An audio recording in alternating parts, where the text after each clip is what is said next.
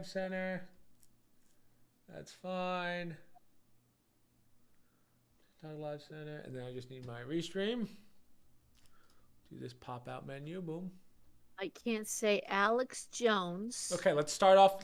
As you say, literally the second we start. You started? Again, we're literally 22 seconds in. When I said, "Are we ready?" And then I heard you Jesus making old man Christ. noises and doing something else, and I'm like, what is he doing? I didn't think you started. And there goes our monetization for the night. Nice. No, come on, not true.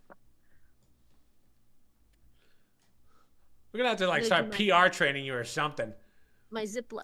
Just tell me when we start. Well, when I said you ready, what did you think I meant when I said you ready? And then you started making weird ass noises, and I just assumed you were still fiddling with whatever gadgets you're doing over there to get it ready.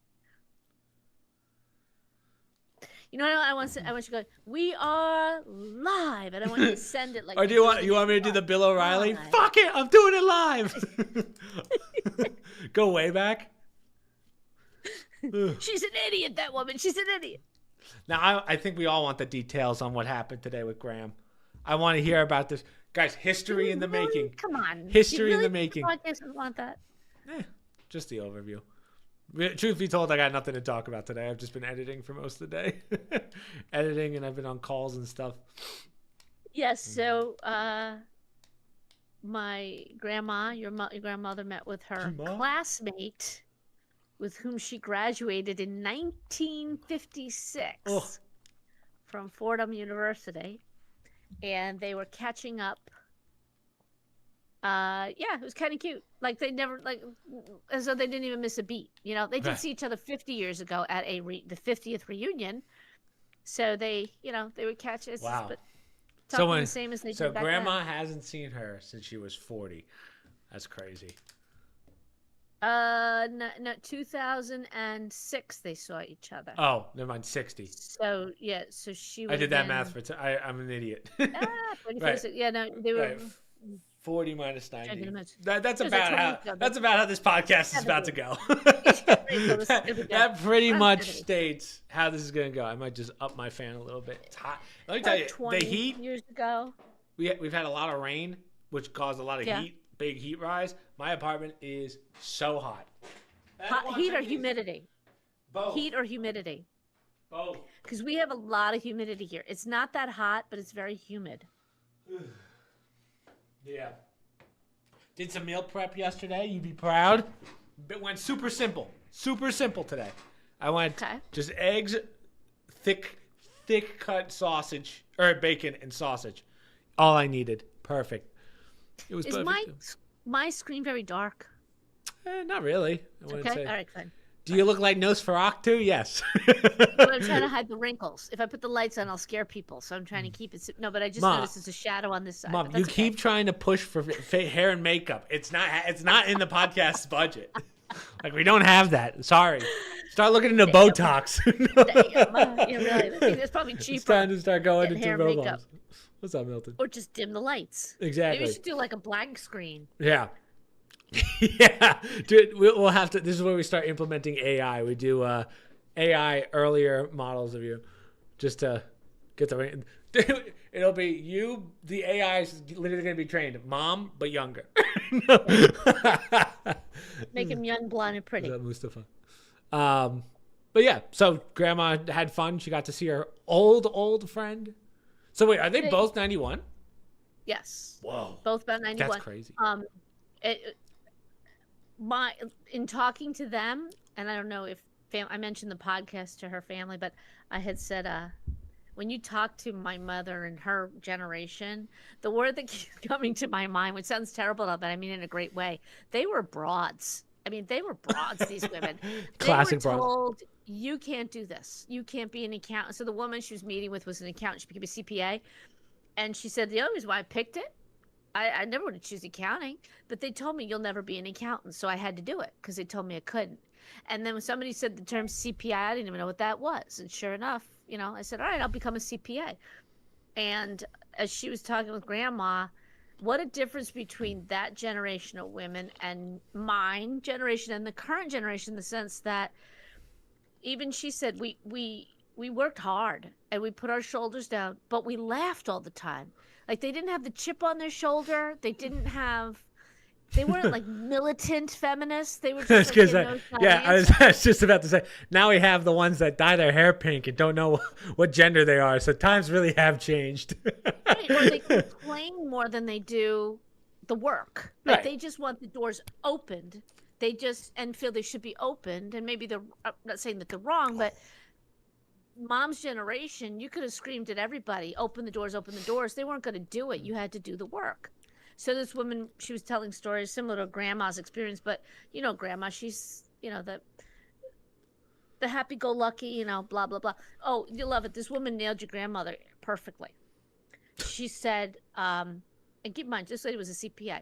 She goes, I just remember your mother, meaning Carol, so smart. She was so, so smart. You go to her for answers. She would help you out.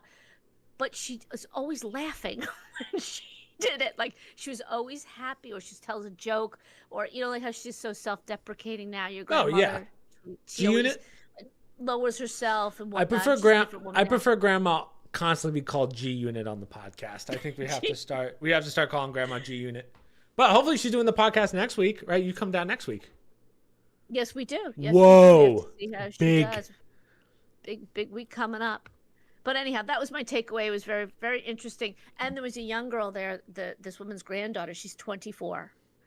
And it was interesting to have that generation hear some of the stories because she didn't even know all the stuff that our mother, your grandmother, and her friends went through back then when they were just told, no, you can't go into this building. Or she went to the Harvard Club in New York. She called it the Harvard with work people. And the interesting part was she was one of the few women because a lot of the women didn't work in accounting back then. And they said, no, women can't come through the front door. You have to come in the back. And she said, well, then I'm not coming in. Damn. She just left. But most women today would be obviously indignant, but embarrassed. And like, you're with your work people and all the men are going, and you can't. She was like, no, then I'm not going in. She was at least a bit embarrassed. She's like, I don't need this club. Wow. And she left. The good old days. It doesn't mean they were broads. They just didn't take no for an answer, but they didn't complain about it. The way we should go back. Less rights for women. Kidding. Where am I? No, I'm kidding. Yeah. Well, I was just toughen saying them up. Them, yeah, I was saying to them, like, they have no idea what women, quote unquote, get now, and men too, like with maternity leave and stuff. Even men get time off. I thought the ladies would fall out of their chair. Right. Paternity leave now. Yeah. Yeah. So how things have changed. Back then you left your job as soon as you were going to have a kid because they couldn't get insurance for pregnant women at work. Right. The companies wouldn't insure them.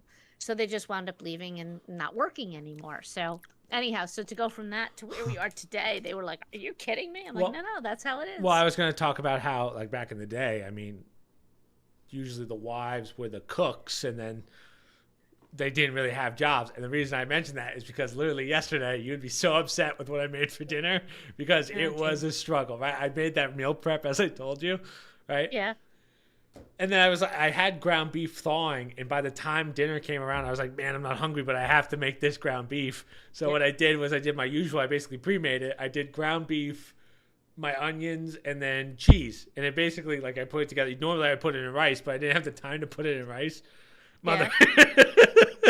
Essentially what I did was I made a meatball, and I was like, man, I don't want to eat this tomorrow.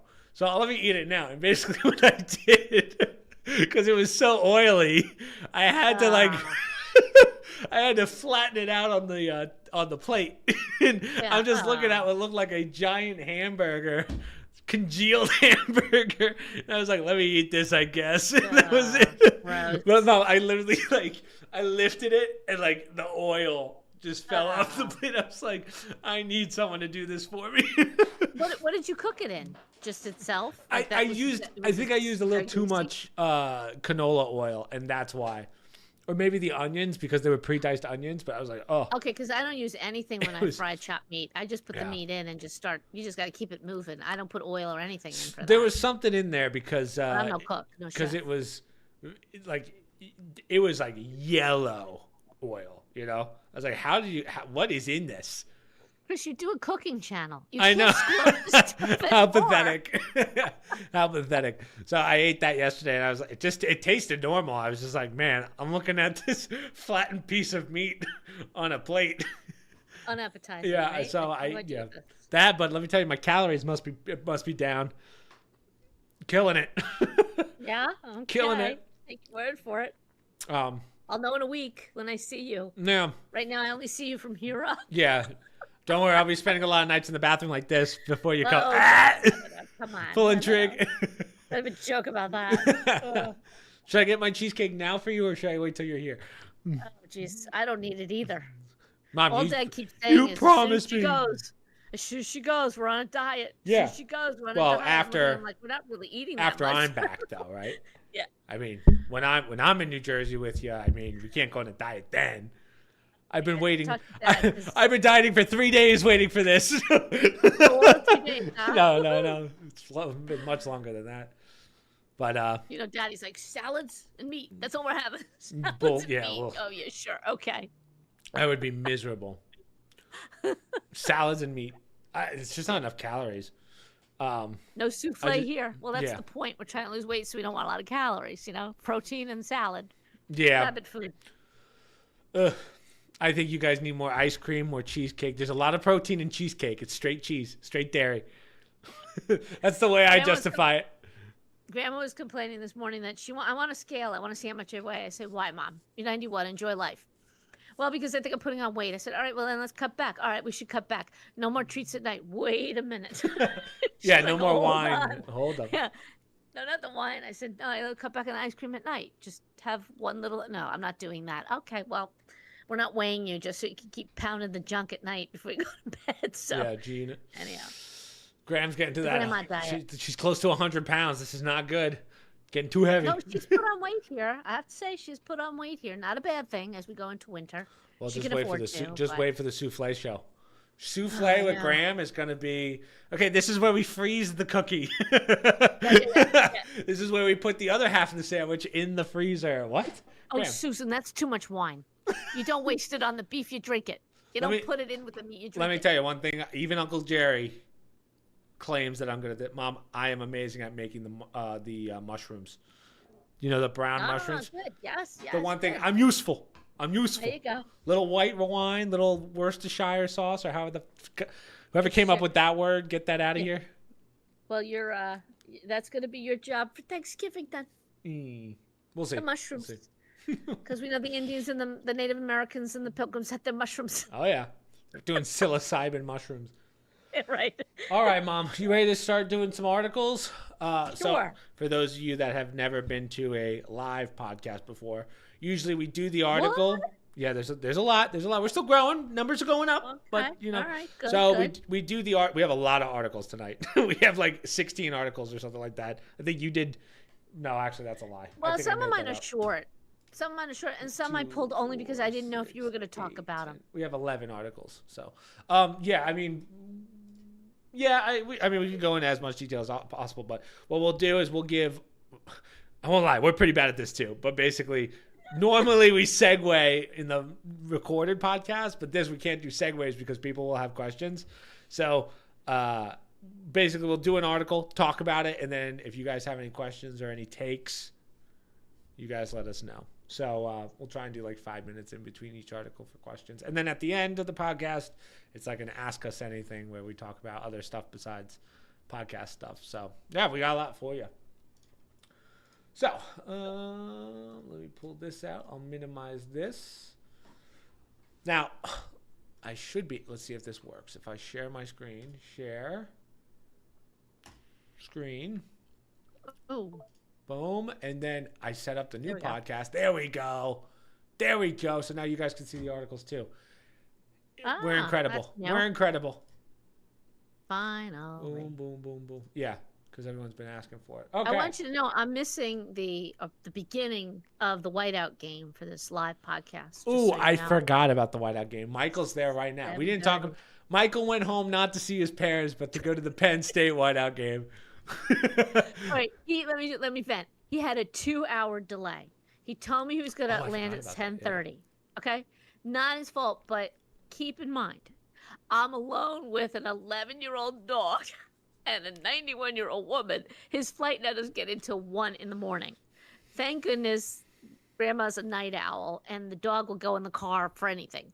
So here I'm driving in New Jersey at 12:30 in the morning to go pick up Mike. And fortunately, the roads were clear. We got him. But yeah, he came. I saw him, and he actually had his face in my fridge at like 2 o'clock in the morning, going, "What am I gonna eat?" That's Mike. I think he doesn't. Even I can't eat like that anymore. Like if I eat any time past 8, I'm like, well. Well, you think like he hadn't eaten because of the odd flight. No, he had a full meal before he left, and he had stuff there. Yeah. Like, you're a bottomless pit. You're in a bottomless pit. Anyhow. Well, luckily Mike can do that. Mike's got that body type. I don't. So, all right, Mom. I think the first big one of this week was we had the big Charlie Kirk Memorial. Now, obviously, massive. I mean, I think it was 100. They filled out the stadium.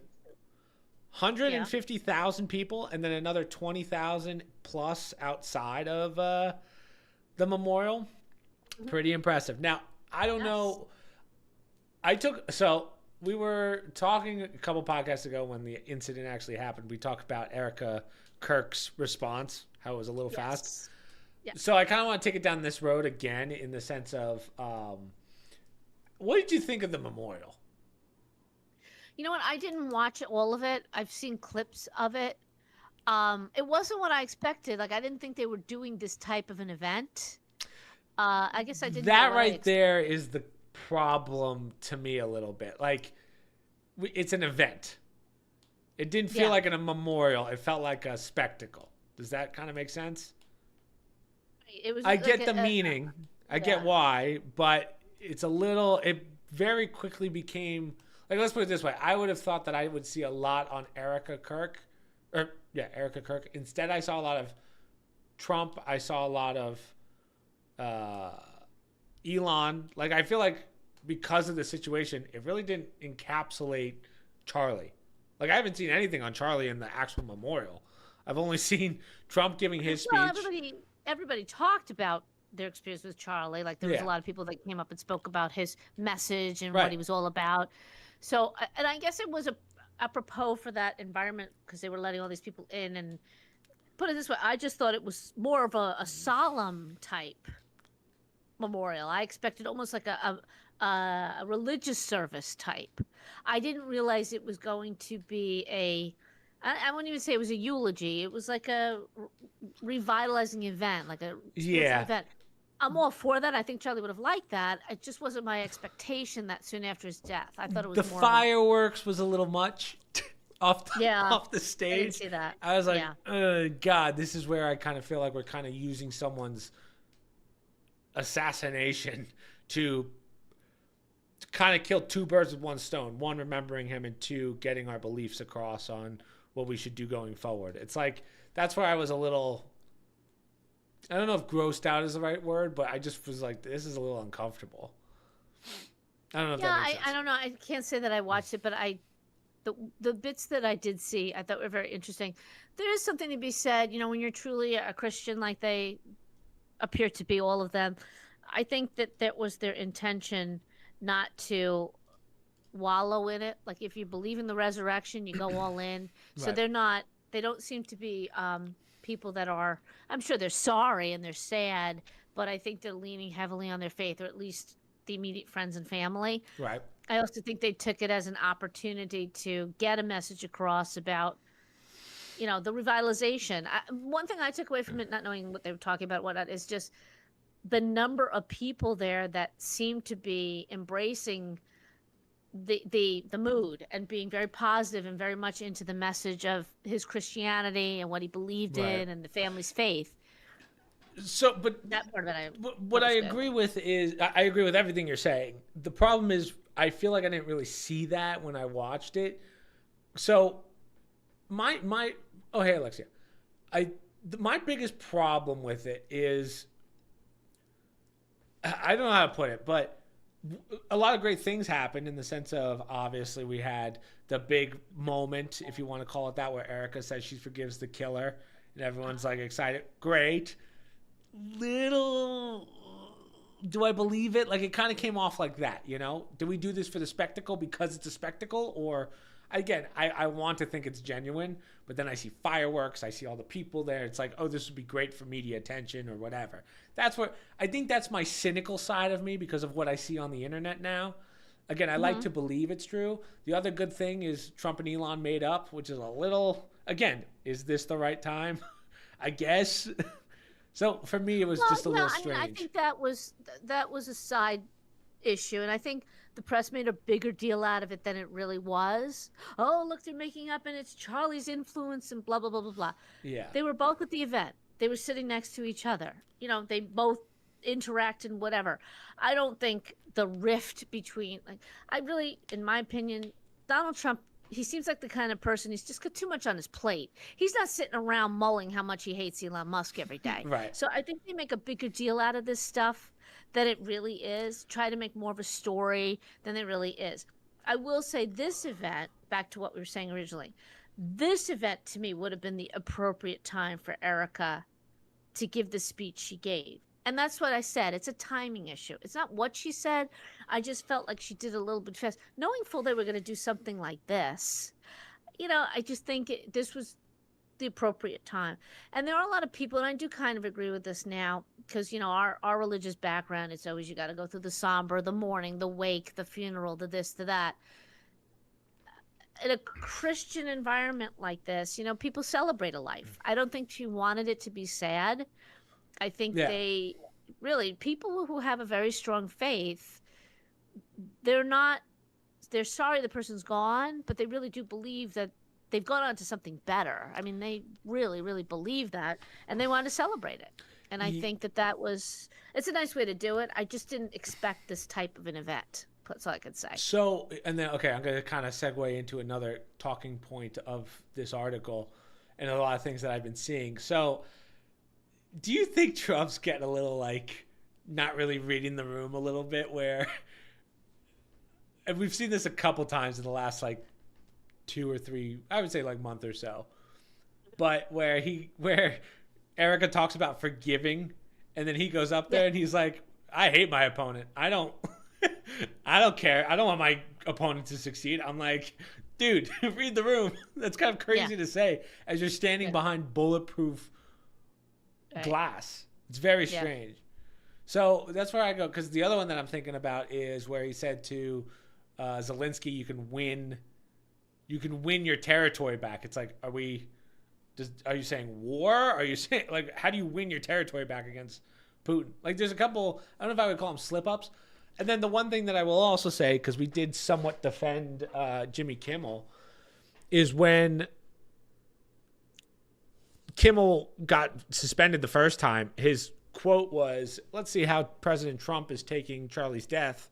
And literally it cuts to Trump talking to a reporter, and the reporter says, how do you feel about Charlie Kirk's death? And Trump goes, that's great. It sucks or whatever. Or he's getting through it. And he says, I'm opening a ballroom construction. I'm like, I do agree with Jimmy Kimmel.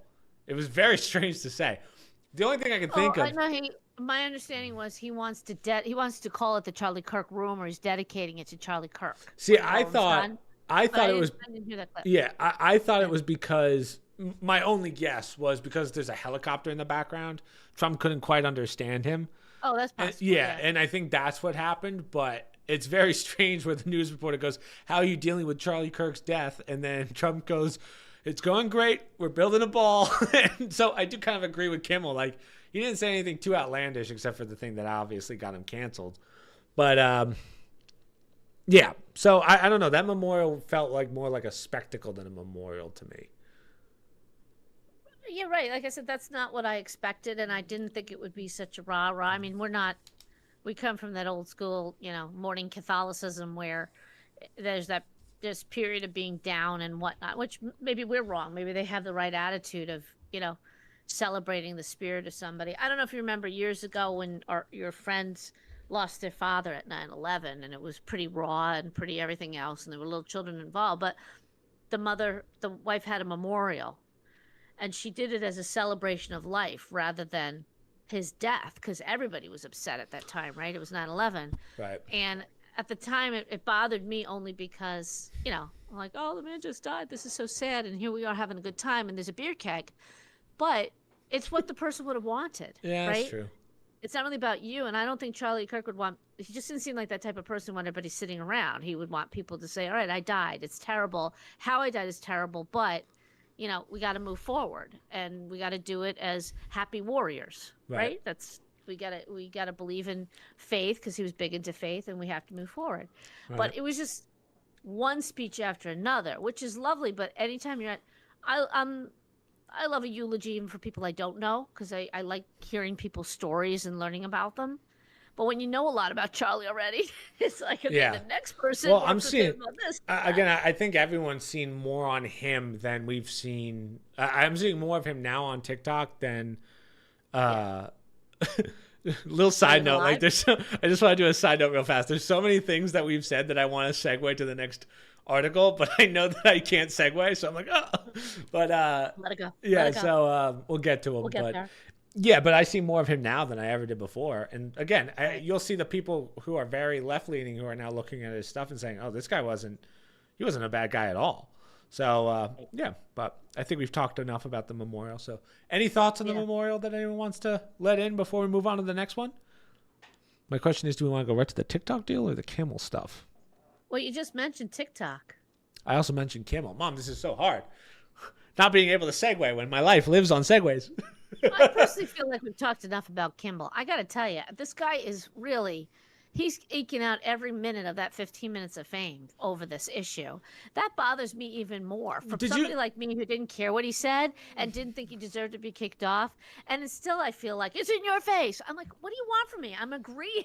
Yeah. Back off. They're still wrong and you should have. Did you watch his? I thought his comeback speech was actually really good.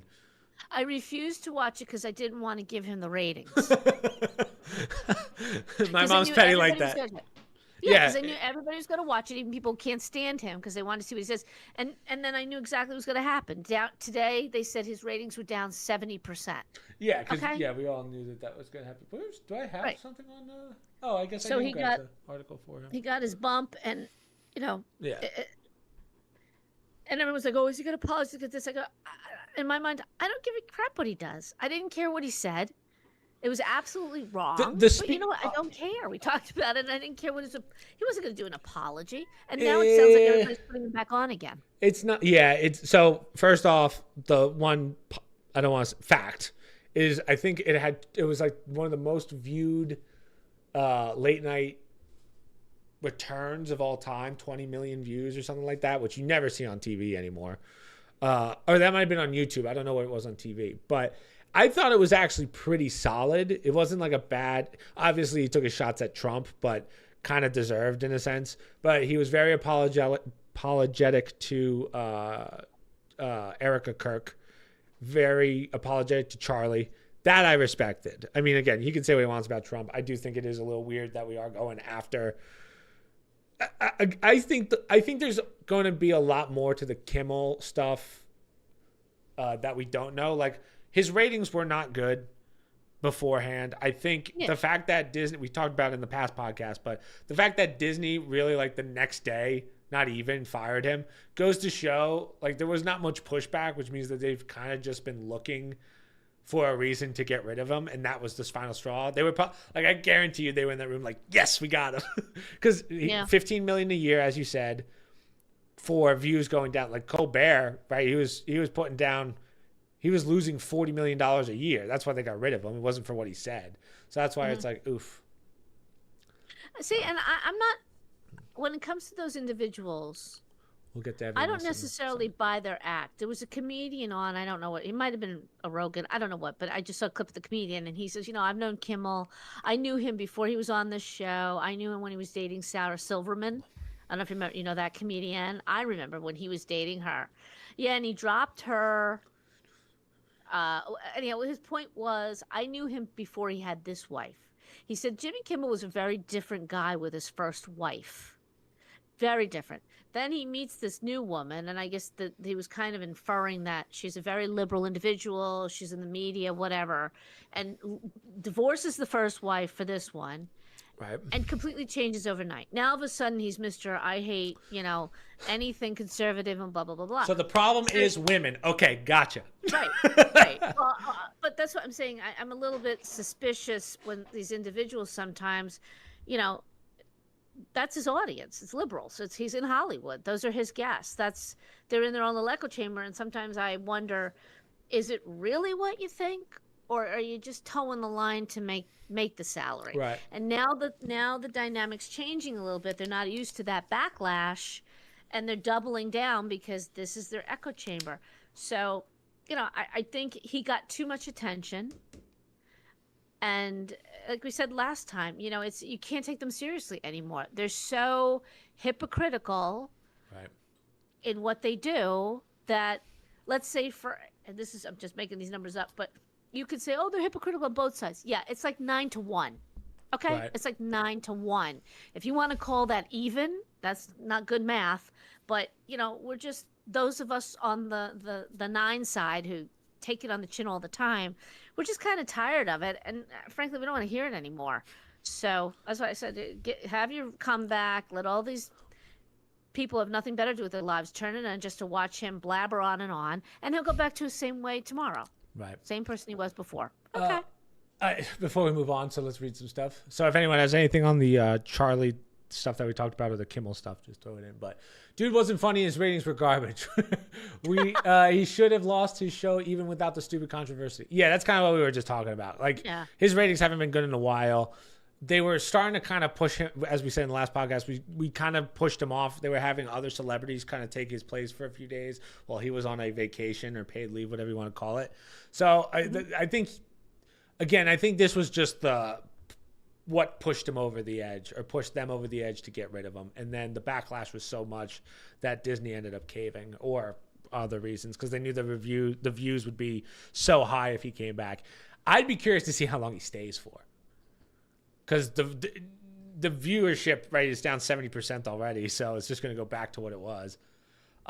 Yeah, well, usually it's contractual. So if they decide not to get rid of him, like if he signs some sort of, what do you call it, moral contract or whatever, if they don't have that, usually they ride out the contract. However, like Colbert, he's still on, but he knows he's done at a certain time. So they're going to ride out the contract based on what they agreed to pay him. Unless they do something like what Kimmel did, where they could say, no, we can fire you for cause. But we'll see. I don't. Maybe they're hoping that there'll be a resurgence and that everyone's going to say, bring Charlie back. He has to come back. I don't know that that's going to happen. Charlie? I'm sorry, not Charlie. Yeah. Bring him Mom, back. I hate to break this to you. I don't think Charlie's making a comeback. Charlie's not coming back. Sorry, people. Slip of the tongue. Sorry, that was a bad one. But yeah, I meant Jimmy Kimmel, that they'll bring him back because he thinks, oh, the audience is going to want me. Not 70% down, so get over yourself kind of thing. I think that people are annoyed with politically sanctioned agendas that are on TV, late night media, mainstream news. That's the reason people are turning to streamers and podcasts. Yes, the problem with streamers, and again, I know that this is, there's a lot of, how do I put this?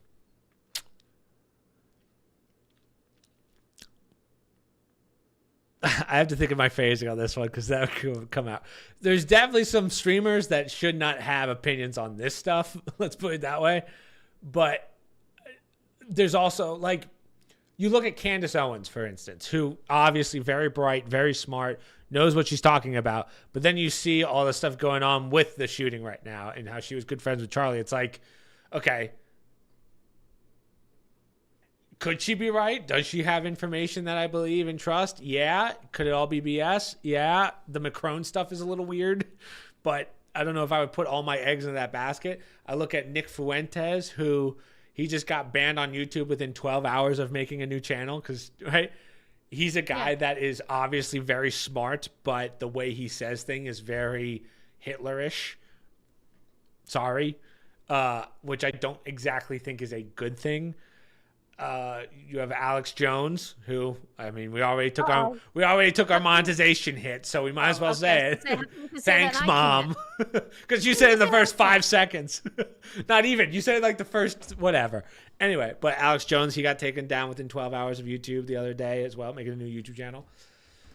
Does that mean that they're right? Does that mean that they're wrong? I don't know. But I will say the top podcasts right now are all conservative. It's all Rogan, Tim Dillon. I mean, I don't think the Fighting the Kids up there, but other than that, they had Mark Maron, who he said he's not podcasting anymore. So I don't know. The rest is all Barstool. People don't want one-way news.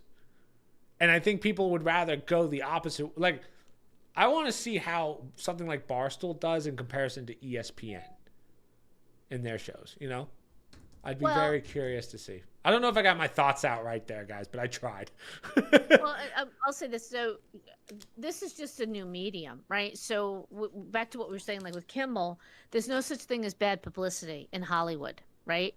And when oftentimes you're going to see people that are not getting the movies and they're starting to become B and C level celebrities. You don't hear anything from them.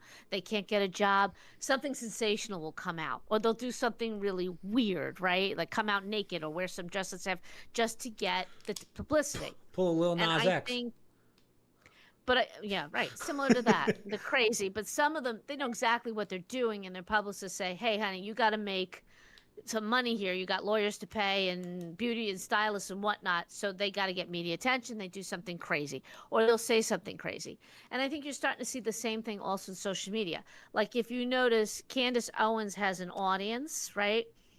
I used to read her stuff, and I'm not watching a lot of podcasts just because it's a time thing, but I used to see her all the time. Then all of a sudden I didn't hear much from her. And now all of a sudden she's starting to say some pretty outlandish things. In my book, whether she means it or not, I think sometimes they sensationalize stuff so they start getting more people interested in that. Yeah, I think I would argue that YouTube specifically, when it comes to all these big podcasters and big news guys, I know we talk about how news companies like on TV would do things for views. Like remember the famous one where the lady's in the canoe and the guy just walks by? She's in the canoe. Yeah, like that's a famous one. I would argue that for YouTube, it's probably about the same, maybe if not worse, because you can actually see the numbers. So I think a lot of big YouTubers, Candace Owens, Nick Fuentes, AJ, all these people, I think because the views are public to everyone, right? There's more of a reason to, like, I'll say it myself. Whenever I do a YouTube video on a game or something, like a gaming video, I always want to have the best title. I'm not the best title person. I'm obviously not the greatest at it, but like I definitely am like, how am I going to maximize the viewership out of this? Then I remember I'm a washed up failed YouTuber and I have a podcast with my mom.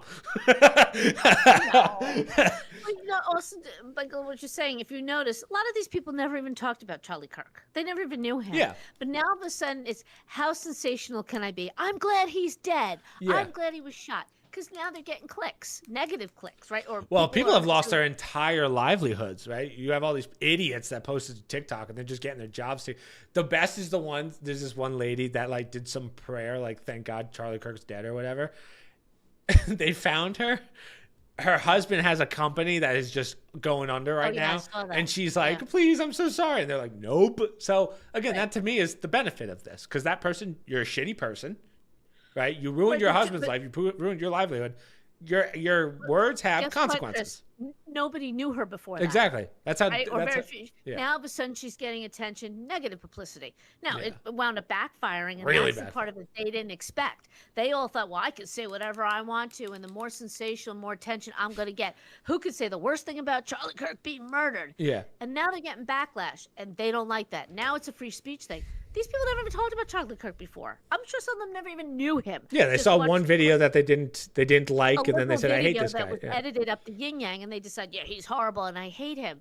But that's part of it too. And I've said this before. This goes long before social media. Well, hold on. Well, go ahead. Go ahead. The reason why you had the NPRs of the world, right? Mm-hmm. And remember, we cut funding to NPR recently, and everybody was up in arms, and PBS, right? They used to say, well, you have to have two voices in media. You can't just have conservative voices. So the government decides to get in and pump money into an NPR and a PBS.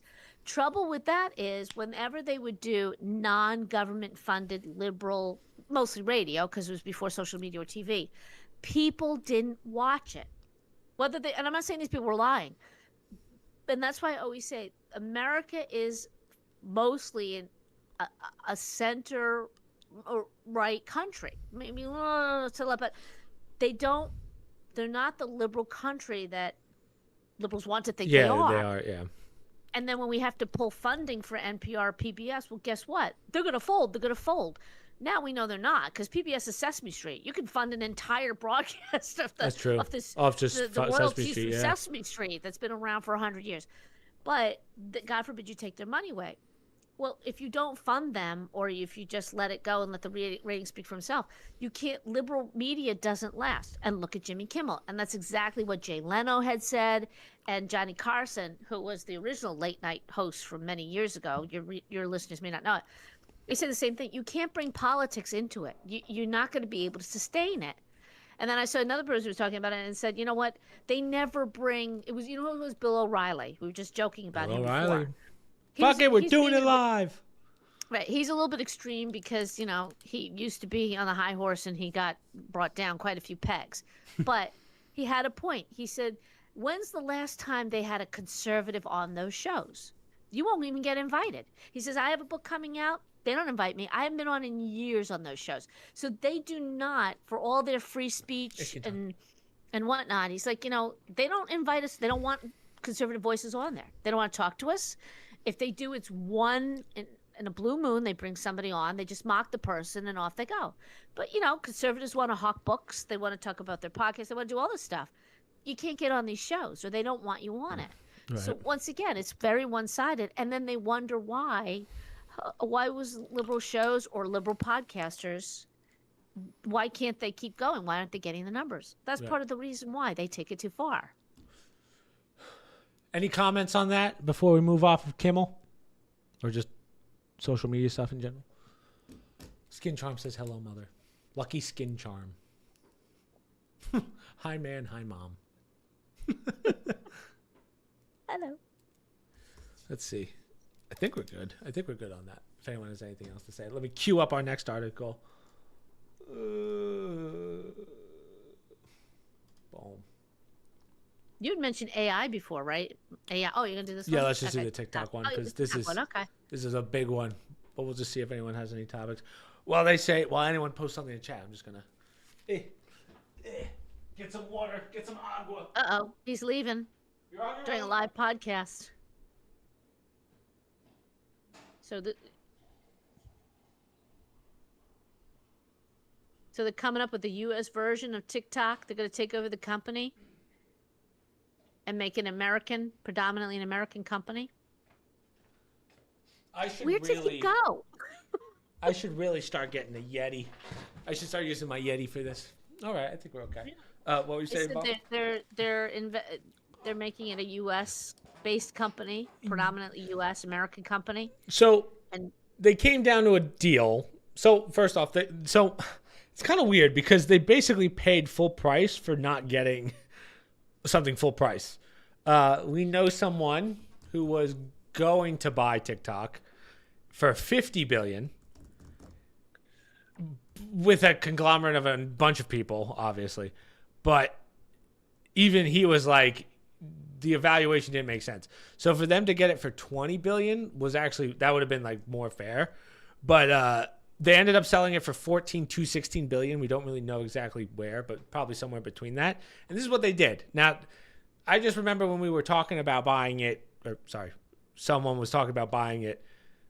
They said that China still wanted to keep 60%, which was crazy. So, America. So in this TikTok deal, America gets 65% of TikTok. The Chinese still gets 20%, but there's a caveat. It's going to be a brand new app with a brand new algorithm. So China's going to own theirs completely. ByteDance is going to own it completely, like 100% in whatever conglomerates they have over there. And then we have this new app that we're making that somehow we're basically buying the licensing for. Right. That's going to tie into the Chinese one anyway for $14 to $16 billion. So we I feel like we lost.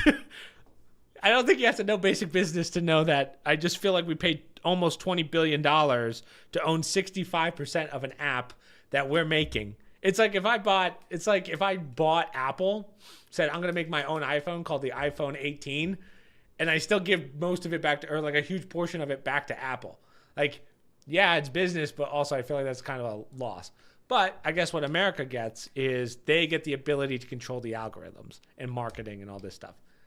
Don't know if that's necessarily a good thing. You know? Well, it's not so much that, it's the data. The big issue that the government had was the data that the Chinese company ByteDance was pulling and basically using, which is always a concern in a communist nation. You know, they own these companies or they have control over them to some extent. So that was the biggest threat. Either you change your ways, or you can't market to America anymore, right? Which a lot of people use TikTok. It's a huge, hundreds million, some odd million, 200 million. So it's one of these things where if you can't beat them, join them.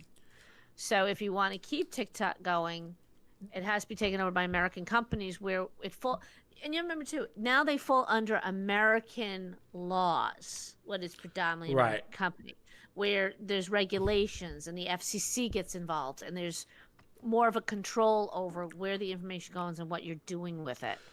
And that's important because it was a security issue in some places, some instances. I have to say, even though I don't like the deal, even though I feel like the deal doesn't make complete sense, and I do listen, I don't really trust the U.S. government with our data, yet alone China. So it's really the lesser of two evils.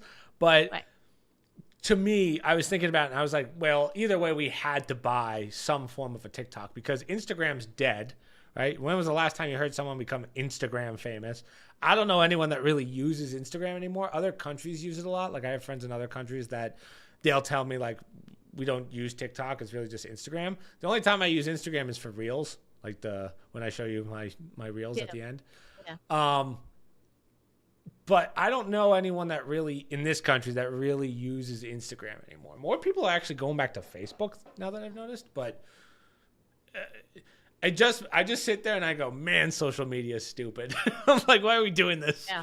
But again, some people have company. It's evolved to the point where people make money doing it. Like again, I don't have a personal Instagram or TikTok or whatever. It's just stuff for Pancake 101. So yeah, and hey, let me tell you, my life's pretty solid without social media. I like not being on a phone all day. So well, yeah, I know it's another popular social media platform, and like I said, there's something to be said for when you have that many people using it and you don't have, I won't say a viable alternative, but an alternative that people are not. Well, you can make an argument. Yeah, you can make an argument, though. TikTok's more of a global app because for Instagram, with those algorithms, for instance, you're not going to get things from other countries very often. Like if I'm in America, I'm not going to get something from India, right? On Instagram. On TikTok, I could get something from India. There's actually a good chance. And we were talking about that a while ago about TikTok. This just came to my mind how they were manipulating the algorithms, or so people felt, like they were letting garbage go to the American kids and crap to the Chinese. And that out of their own young populace, which, you know, you gotta scratch your head a little bit and say, why are you dumping your garbage on me? And meanwhile, you're cleaning up your act for your own young youth. Well, so you know. Now the other question is, and this is a business problem. Are we gonna have two different apps now? Am I gonna have to download an American version and a Chinese version? Because apparently, it's going to, as I said, even though it's our app, it's still going to tie into the Chinese version of TikTok because they have all the other algorithms. So like if I post something, in all fairness for my business, if I post something to TikTok, it should be able to go global, not just in America. Right. So what's the point? Right. So am I going to have a TikTok A and a TikTok C? One for China, one for... So people aren't going to want to download two apps. So, yeah, I don't know how the system works when you do the algorithms. To your point, you know, can you manipulate? Well, they can manipulate it. We know because they do. So I don't think you need two apps. So this kind of goes back to the point of we paid $14 to $16 billion for this. That's tax dollars. Well, yeah, but you're getting control. Allegedly. Allegedly, you're taking over a bigger control of it. And like I said, now it falls under our rules and regulations in this area, right? So while the information could be global, right? What you do with the information that we might have some degree of control over, or maybe that the information you get from people using it, we have Right. more control. You can't just release it to a country to manipulate the data or store that data. I don't know, but I got to believe these people aren't totally stupid. And if they're doing this deal, it's for a reason. And it must be a moneymaker, TikTok. I mean, there must be some revenue generating benefit to the people who are investing in it, or they wouldn't go to this extreme. Right. But what's interesting is what you were saying. TikTok is only as good as what's going on now, because we've gone through Facebook, we've gone through Instagram, we've gone through WhatsApp. It's like anything else. What's popular today? What's popular this year? And all of a sudden, everybody moves back to some other platform, and now TikTok's not as valuable anymore, right? Excuse me. Yeah, I don't know what it is about TikTok that made it blow up so fast. I mean, that could just be Chinese promotion, but I mean, I guess the speediness of it, like I wish I can do I'd have to do a psychological test on why people chose TikTok over Instagram. Like, I don't know what it was that just blew. I guess because kids can use it. It was supposed to be a dancing app, right? It was supposed to be for music, and it just evolved into not music. So. Well, if I had to take a guess, the Chinese being as manipulative. I mean the Communist Party Chinese. I'm not insulting. Clip it. Someone clip it. Yeah, not the Lao Beijing by any means. The rulers of the country, they manipulated it to. You don't even realize it, but it managed to be like the first thing you saw for every young kid out there, or they managed to somehow embed it into what we do to make sure that became a constant for the little manipulated minds that are easy to, they're just looking for eye candy on their phone. And that would be my guess, that a company like TikTok used whatever means necessary to make sure that they were in the face of every kid every time they got on their phone. Right. Until they just accepted it and started using it. But you're right. I don't know the whole background of it. All right. Anything on the, anyone got anything to say about the TikTok stuff? Anything they want to throw out there? We'll give it a few. Throw out there. Throw it out there. Away. Just Lob shoot some lobs out there. Some bombs. Ugh. Man, I didn't realize how tired I was today. Speaking of online idiots, can I segue to my little short one, which was big news this week, but I don't know if people saw it. Go ahead. So when Kennedy and Trump announced about the Tylenol. Okay, I guess we are doing a transition. Well, it's a transition because we're talking about social media and the impact of social media. And I'm not saying that to laugh because it's ridiculous.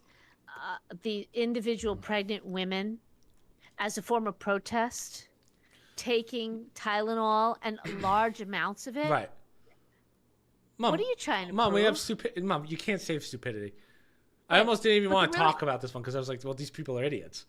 But the idiot part of it is they do this, and now they follow up with Tylenol released something in 2017. This just goes to show you how it is a Trump derangement syndrome. Okay, 100%. Totally Trump derangement syndrome. The company in 2017 said, we do not recommend taking this if you're a pregnant person. Yeah. Okay. Yeah. And long before Trump, long before Kennedy. And one woman took so much she had to go to the hospital. Yeah. Husband to the hospital. I mean, what are you trying to prove here? And I'm wondering, is this a form of child abuse? Should these people be arrested? Well, I mean, it's 100% derangement syndrome because it's not like they're banning Tylenol. They just said, hey, we recommend you don't take it while you're pregnant. And think about it. What bothers me the most is, like, in America specifically, we have so many alternatives, but to prove a point, you're going to take Tylenol. Like, listen, even if Biden said, hey, stay away from Tylenol, I'd go, okay, just for safekeeping, right. like just out of safety. Maybe I'll try something different. Yeah, right. Just in case Biden's right. But no, they're like, no, let me double down. Let me take 4 times the legal dosage of Tylenol when I don't have any symptoms. I'm just going to take Tylenol to prove a point. And again, but I'll tell you this. Go ahead. I'll tell you this. In 9 months or 6 months, when we see all the babies being born and we see what those numbers are, we're going to have one hell of a statistic that's either going to prove Trump right or wrong. Right, but this is also what I'm saying. Isn't this a form of child abuse? You know, yeah. it's to take a large amount online in front of everybody with the possibility. And I don't even care if Trump and the other one hadn't said anything. I don't know what OBGYN would say. Yeah, go ahead, take 10 Tylenol while you're pregnant. Okay? Meanwhile, I'm sure many of these women, because I know from my time, they didn't even want you eating tuna fish, too much tuna fish because there's mercury in it. And they're taking a synthetic made, what is it, ibuprofen or which one? It's acetaminophen. Okay, I just don't understand these individuals. I mean, that is by definition not only derangement syndrome, but I think it's a form of child abuse to do something specifically somebody said, to your point. I don't care if it's Biden saying it or his administration. Maybe you pause, say, well, I don't need it, so I'm not going to test it. But I swear to God, this is where the shadow government comes in, because I think there's literally some guy going, let's just see what idiots there are out there. Let's just throw something out there and see how. Like, that's why I think The View exists. I still, listen, I'm not a conspiracy guy. Maybe a little bit. I truly think that the government put The View together to see how many idiots they could fool. Yeah, really. Yeah. But again, it just really is disgusting because they didn't harm themselves. Did you hear about The View in Morgan Wallen? That's okay. So this went under the radar. Apparently, they did a pre-recording with Morgan Wallen and Whoopi Goldberg. And who's Morgan Wallen? I don't know. You know the country singer that Kenny loves? He's the one that dropped that hard ER a couple years ago and got in a lot of trouble. Okay. And they went on to win the CBT awards, like the #1. Okay, anyway. Apparently, he goes out there because he got invited to The View, and Whoopi was kind of just like ripping into him, like, you're a white dude, like, what do you know? And he just went off on her and walked out, and they refused to release the episode, but apparently he like put her in the ground.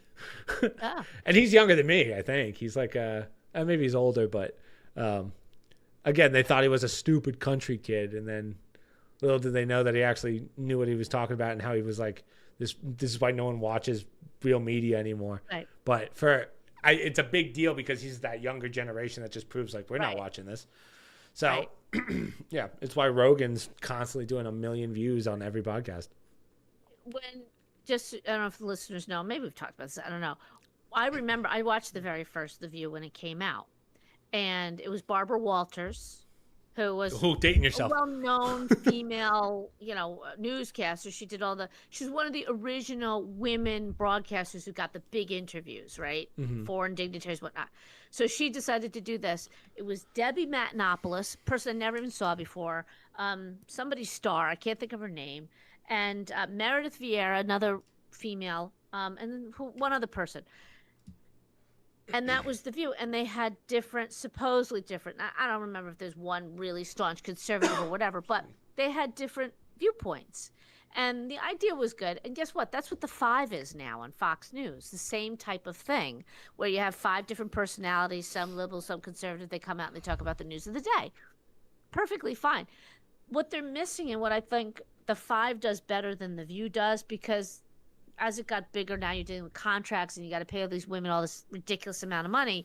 They don't mix it up enough, right? I don't know how. I'm looking at the same 5 people all the time. Yeah, and it's nice to mix it up and get different people in. So like The Five, they have the same, Gutfeld always on and a few others, but every now and then they bring somebody new in and they change it up. Listen, so I think when people come up to me, Mom, like someone asked me recently, Chris, are there lesser people in the world? And I said, yes, because there are people who get their news from The View. I don't know how Whoopi Goldberg has a job. I don't get it. Everything she says, just listening to her voice pisses everyone I know off. Like, how are the ratings for that? Like, I have to believe Kimmel's doing better than The View. Unless The View's just that bad, people tune in to get a laugh. I don't get it.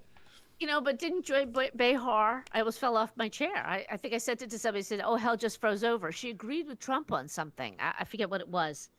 Oh, jeez. Was that she said some stupid shit, too. She was like, if you get rid of all the illegal immigrants, who's going to clean your toilets? And everyone was like, whoa. It's like, again, how do they put me on there?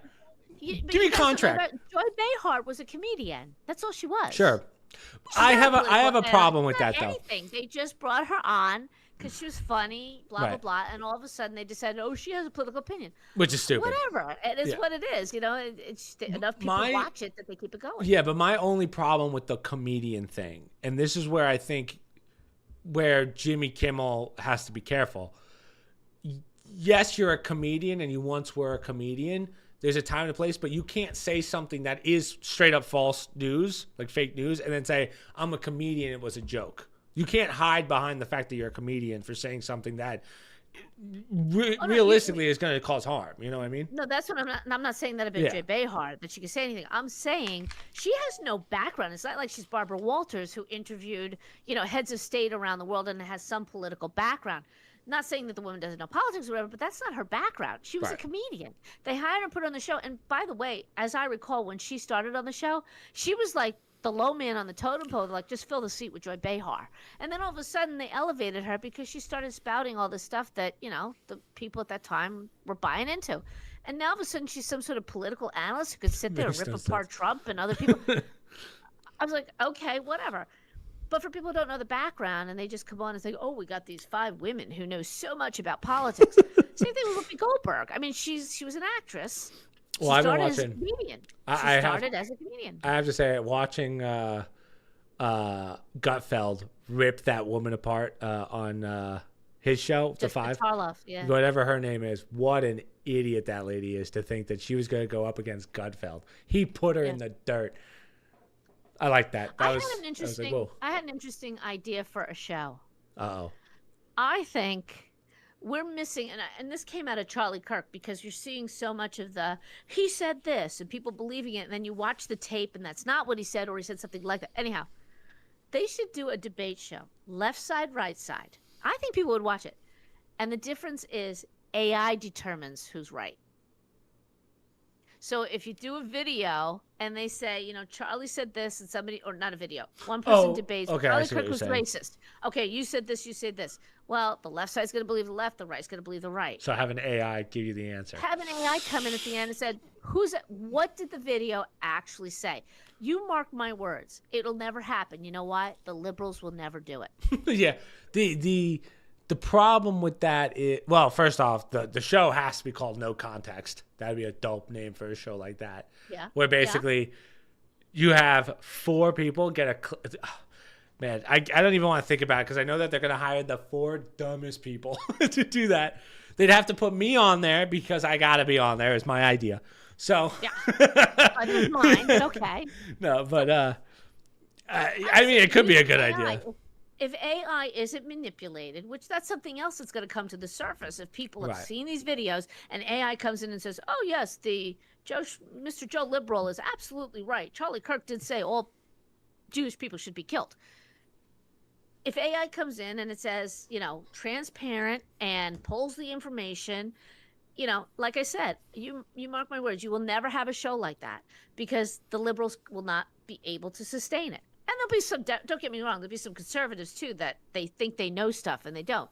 But we're back to that 9 times out of 10 rule. And after a while, the liberals aren't going to want to do it. If they cannot manipulate the information to reflect what they want to say, it's just, they're not comfortable with that. If you want true transparency, I would love a show like that. I would watch something like that. Give me and I want the referee, if you will, because remember, in debates, the news people are supposed to be the referees, and we've seen how corrupted that's been in the last couple of elections. Give me AI. If I'm stuck with that thing, let's use it for something worthwhile. Let it spout out. Give me the actual truth. Who's right here in this debate based on all your videos and whatnot? Well, does debate... Good idea. Well, I was going to say, it's debate technically right or wrong, or is it, because a debate is a conversation. There's not really a right or wrong answer, usually, unless you're debating about something specific. No, that's not true, because think about the election debates where they have fact checkers, right? We're going to fact check, and they fact check Donald Trump 7 times and the other person only once. So that's how you manipulate it. Yeah, you're talking about it from more of a forensic standpoint. Like I always think of the right or wrong when they talk about wife's dying of an illness that can't be cured. Guy has to break into a pharmacy to steal it because he can't afford it. Who's right or wrong? That's what moral questions. Because then I see what you're saying. I thought you meant moral questions. No, but okay, so ICE is a violent Antifa organization. It should be stopped. Debate it. Well, yeah, the problem is I think you have to bring facts. Right. You have to bring the facts. I think the AI would say that it's the FBI because so little is released publicly online. A lot of it is redacted files. I think it would probably say the FBI and the CIA is like the greatest thing the U.S. has, which I think we all know that's not true. I don't know. I'd be curious. I've seen mixed messages on AI about, well, ICE does attack citizens, blah, blah, blah. So, no, I wouldn't. And that's why I say, I don't know. Right, because it's just going to pull. AI. Yeah, it's just going to pull from news articles anyway. So. Right. Yeah. But you would think that as AI, if it's so wonderful as everybody tells me, it's going to pull conservative and liberal, and it's going to bring it down into statistically what is actually true. Or something as simple as Charlie Kirk was a racist. Let's debate it. Okay. Liberal comes in with his facts. The conservative comes in with her facts. Okay. AI says, you know what? The facts on one side are more accurate based on all the articles we have. Right. I'm telling you.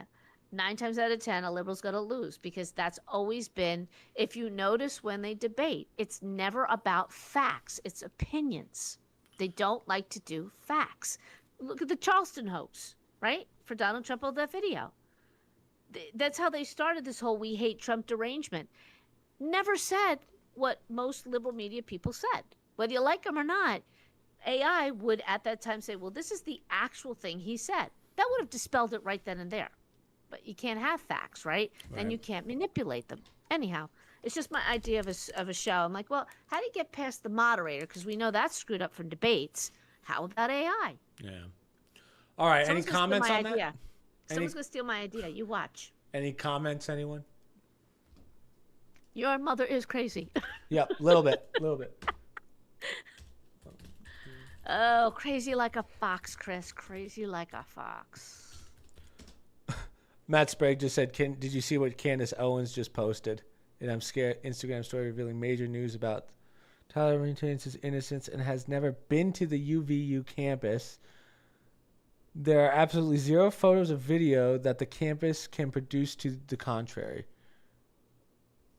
About whom? Who was never there? Tyler Robbins was never actually there. I don't know. I have to look more into it before we start making claims, okay? Yeah. We can't have breaking news on the podcast and have it be wrong. Okay. Unbelievable. We're doing our justice. He's never been to that campus, so he wasn't even a student there.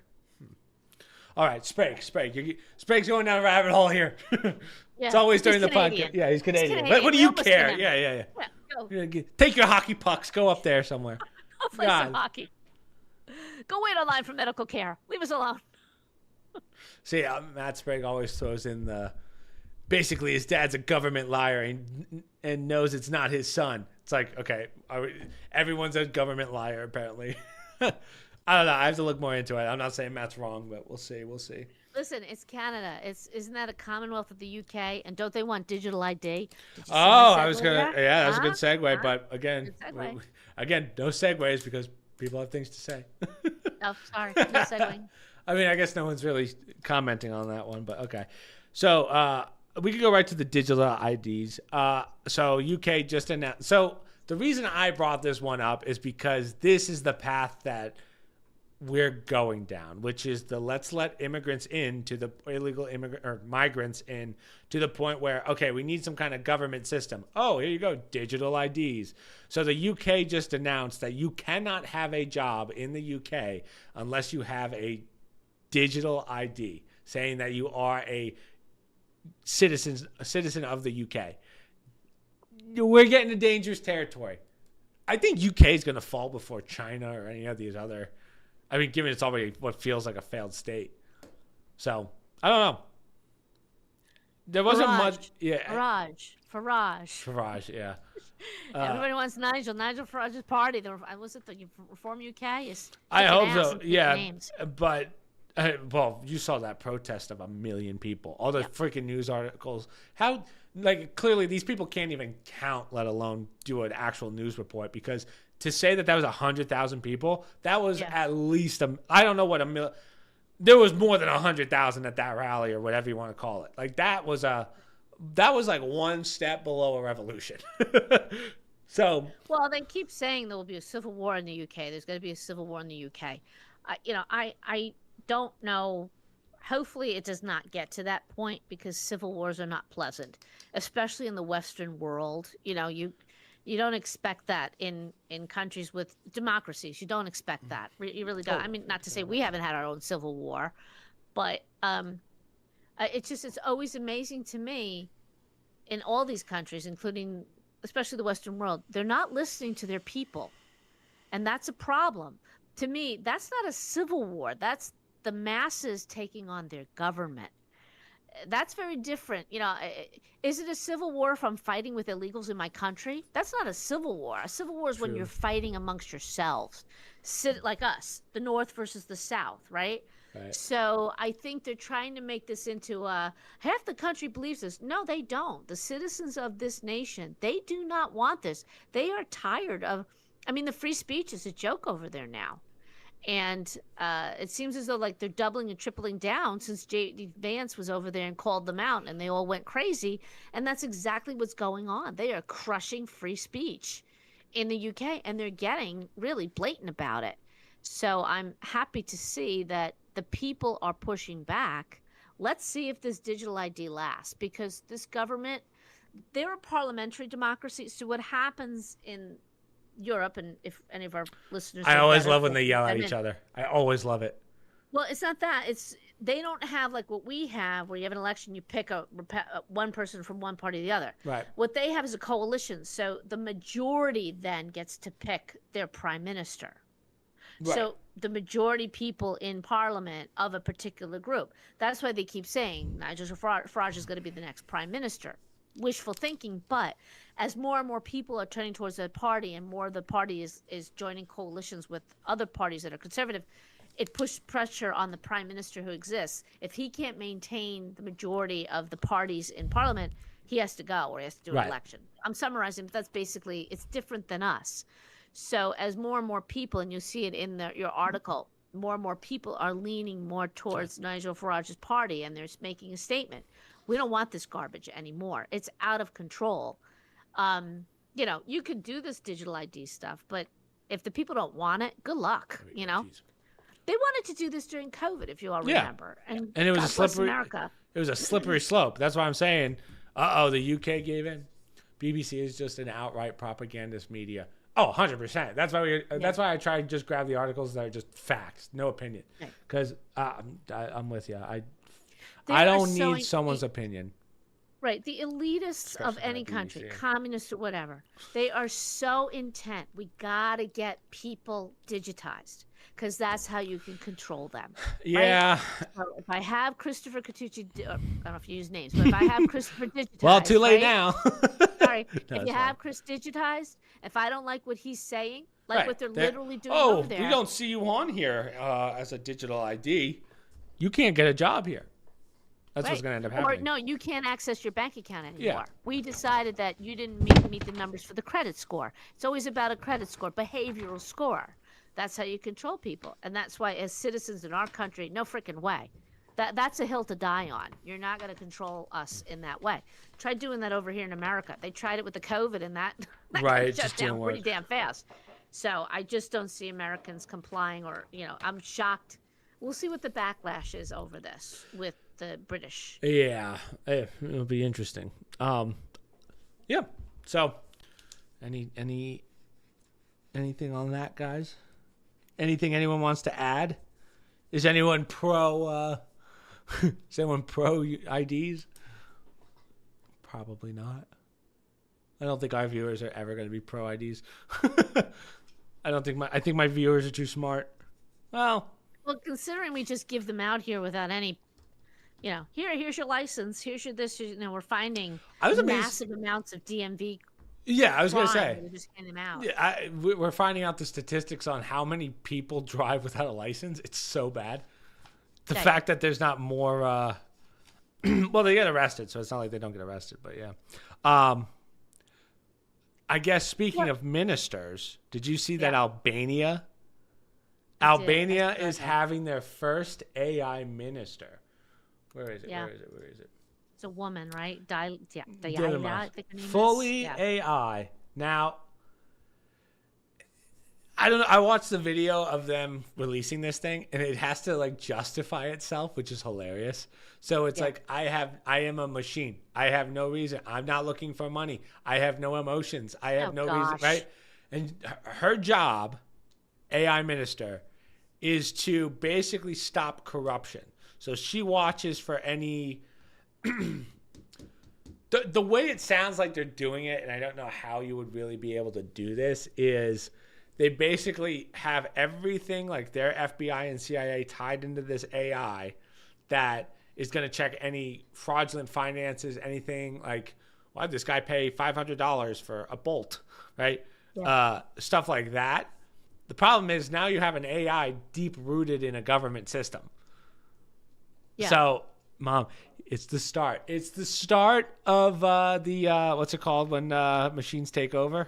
It's apocalypse, but the synchronization. Dehumanization, yeah. No, synchronization. Well, the funny part is, I read the tone of this article. Obviously, this person thinks this is a joke. This whole government. They have no respect for this.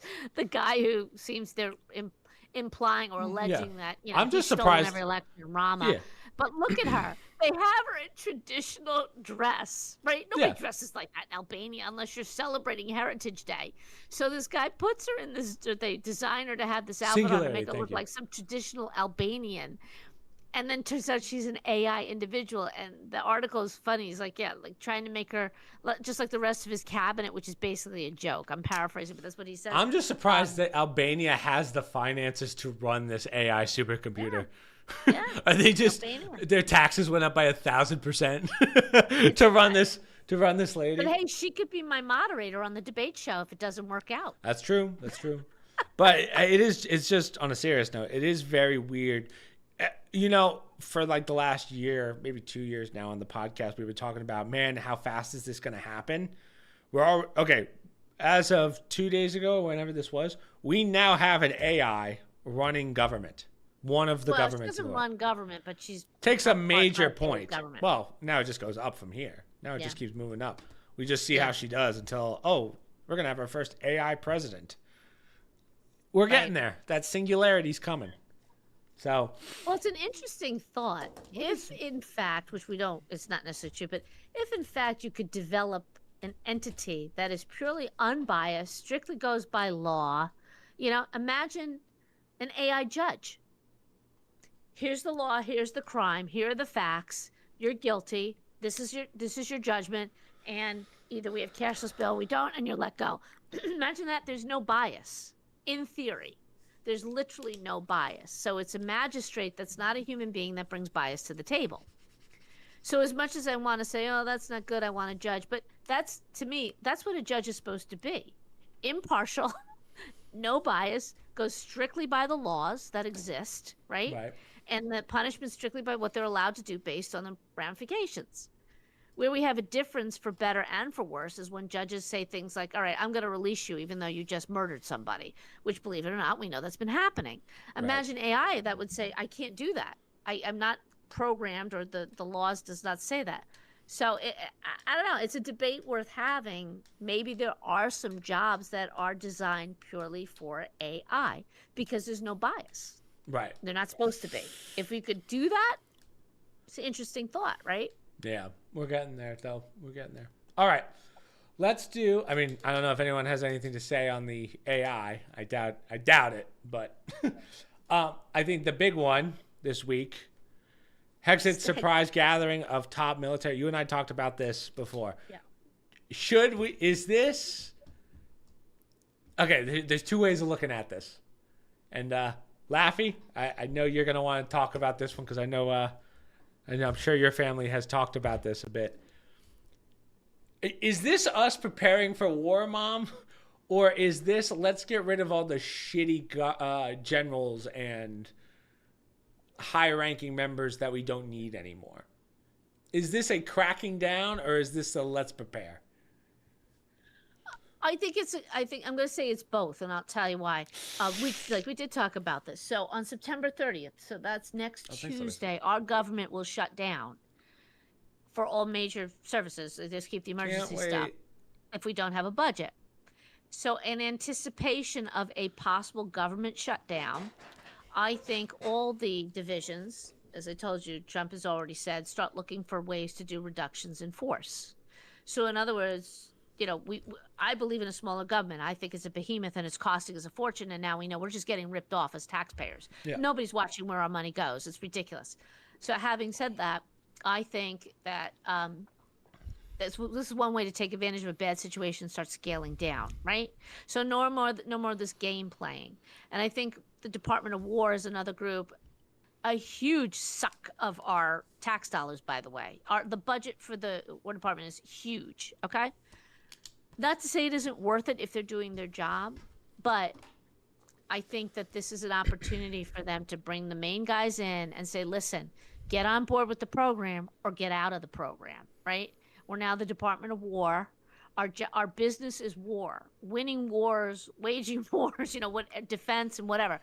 It's not transgenders in the military or, I don't like our president, the commander in chief, and therefore I'm not going to do my job, like that kind of mentality. You can have different opinions, but whatever. So I think it's a combination of that. I don't think, to say, oh, are they preparing for a war? They're always prepared for a war. We're always supposed to be. That's called defense. You always have to be prepared. And there's a certain logic to, I think it's, the U.S. is always supposed to be, like the military readiness has always been, you should be able to fight, I think it's three major scale wars, combat, conflicts at once anywhere in the world. Like that's the minimum standard that they try and do. And I'm throwing out a number. I think it's something like that. We were nowhere near that based on what I heard some retired military high-level people say, a year or two ago. They're like, you're kidding yourself. If many of you guys remember, there was all sorts of problems out with the Navy. They were crashing the boats. How many helicopters have been crashing with servicemen in it? And on top of that, now we're finding out all this DEI stuff. We're not necessarily the best people are being put in these jobs. When President Obama came in, they didn't talk about it. He fired a lot of generals and a lot of high-level people who tend to be more conservative. So all these underlings got elevated, and next thing you know, we have to start dealing with DEI and some things going on in the military, and they're not getting properly trained. So I think this is an opportunity for this administration to say, let's get back to the business of what we're supposed to do. We're getting a ridiculous amount of money to fight wars, not to fly flags, not to, lose people in Afghanistan and military and whatnot. We have to get our act together. So I think this is all part and parcel, and it ties in with, the government shutdown coming up. Right. Maybe there are just too many people. My understanding is a lot of people, too many layers of high-level people. And you got to pay those people, right? And we may not need them. Yeah, I was just curious. I have nothing to add to this because I kind of figured that either, one, we were preparing for war, or we were cutting generals that have been admitted or appointed by Biden and Obama. Probably not Trump. So more so Biden at this point. But, yeah. I don't think, I've touched this before. I'll say it very quickly. I don't think citizens, myself included, and I'm obviously much older than you, I never knew what it was like for military people in the sense of when I heard Marines had to buy their own uniforms. And when I see stories where these military people, their pay gets docked for food. Right. Like, are you kidding me? I just can't even fathom this, that this goes on in our country. And I didn't know this. I really I wish some of our service people who retired who are in government, Tom Cotton and when John McCain, how come none of them have ever brought this to our attention? As a taxpayer, I want to know this. Maybe I agree with it, but I think a lot of people don't really know how our military is funded and what these people have to do, and how many of the families can't make ends meet. Like they're not making money. They go to food pantries. This is outrageous in the United States of America. And meanwhile, one of the reasons why we might shut down government is because the Democrats want more medical care for illegals. Okay, let's think about that for a minute. And we've got our service members who can't even make ends meet in some of these families. Or young men that can't fly home to see their family because they can't afford it and they can't get a jumper flight. Because, you get a lot of poor people who join the military. God bless him. That's his future because he can't go to college, can't get a job, and he wants to serve his country. And, you get benefits after you're tour duty. So I wish somebody would do an in-depth so citizens understand, guess what? this is what if you join the military, this is what you're faced with. I think people would be outraged with some of the stuff they hear. Anything to add, anyone? I mean, I guess we can go into this one. Yeah, I was going to ask you, because I think this was probably the bigger of the news this week, was that they indicted Comey. Finally. I think it's probably it's kind of what everyone's feeling. How do you think this is going to go down, Mom? I think the media is trying to make it as though it's not a big deal, right? He'll get out of it, whatever. And then when I see the recent switch of the attorney generals in the Eastern District of Virginia, the man who was running it, who was slow walking it, and Trump got in trouble because he said, I can't believe this guy's slow walking. I want him fired. It turns out somehow I think Comey's family member, his son-in-law works there in that group. He just left.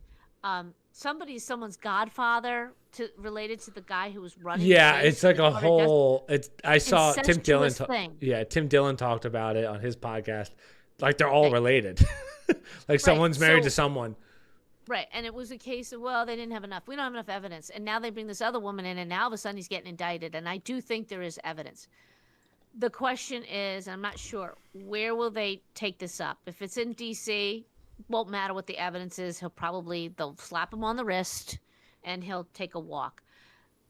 The interesting part is, everything by the book. And now you got who was a C-SPAN. Even she was saying, he didn't do everything by the book. That's been proven already. And the statute of limitations for this indictment was about to expire, I think, on the 30th of this month. Would have been 5 years. So they needed to bring the indictment now. And I think it's justified because I watched the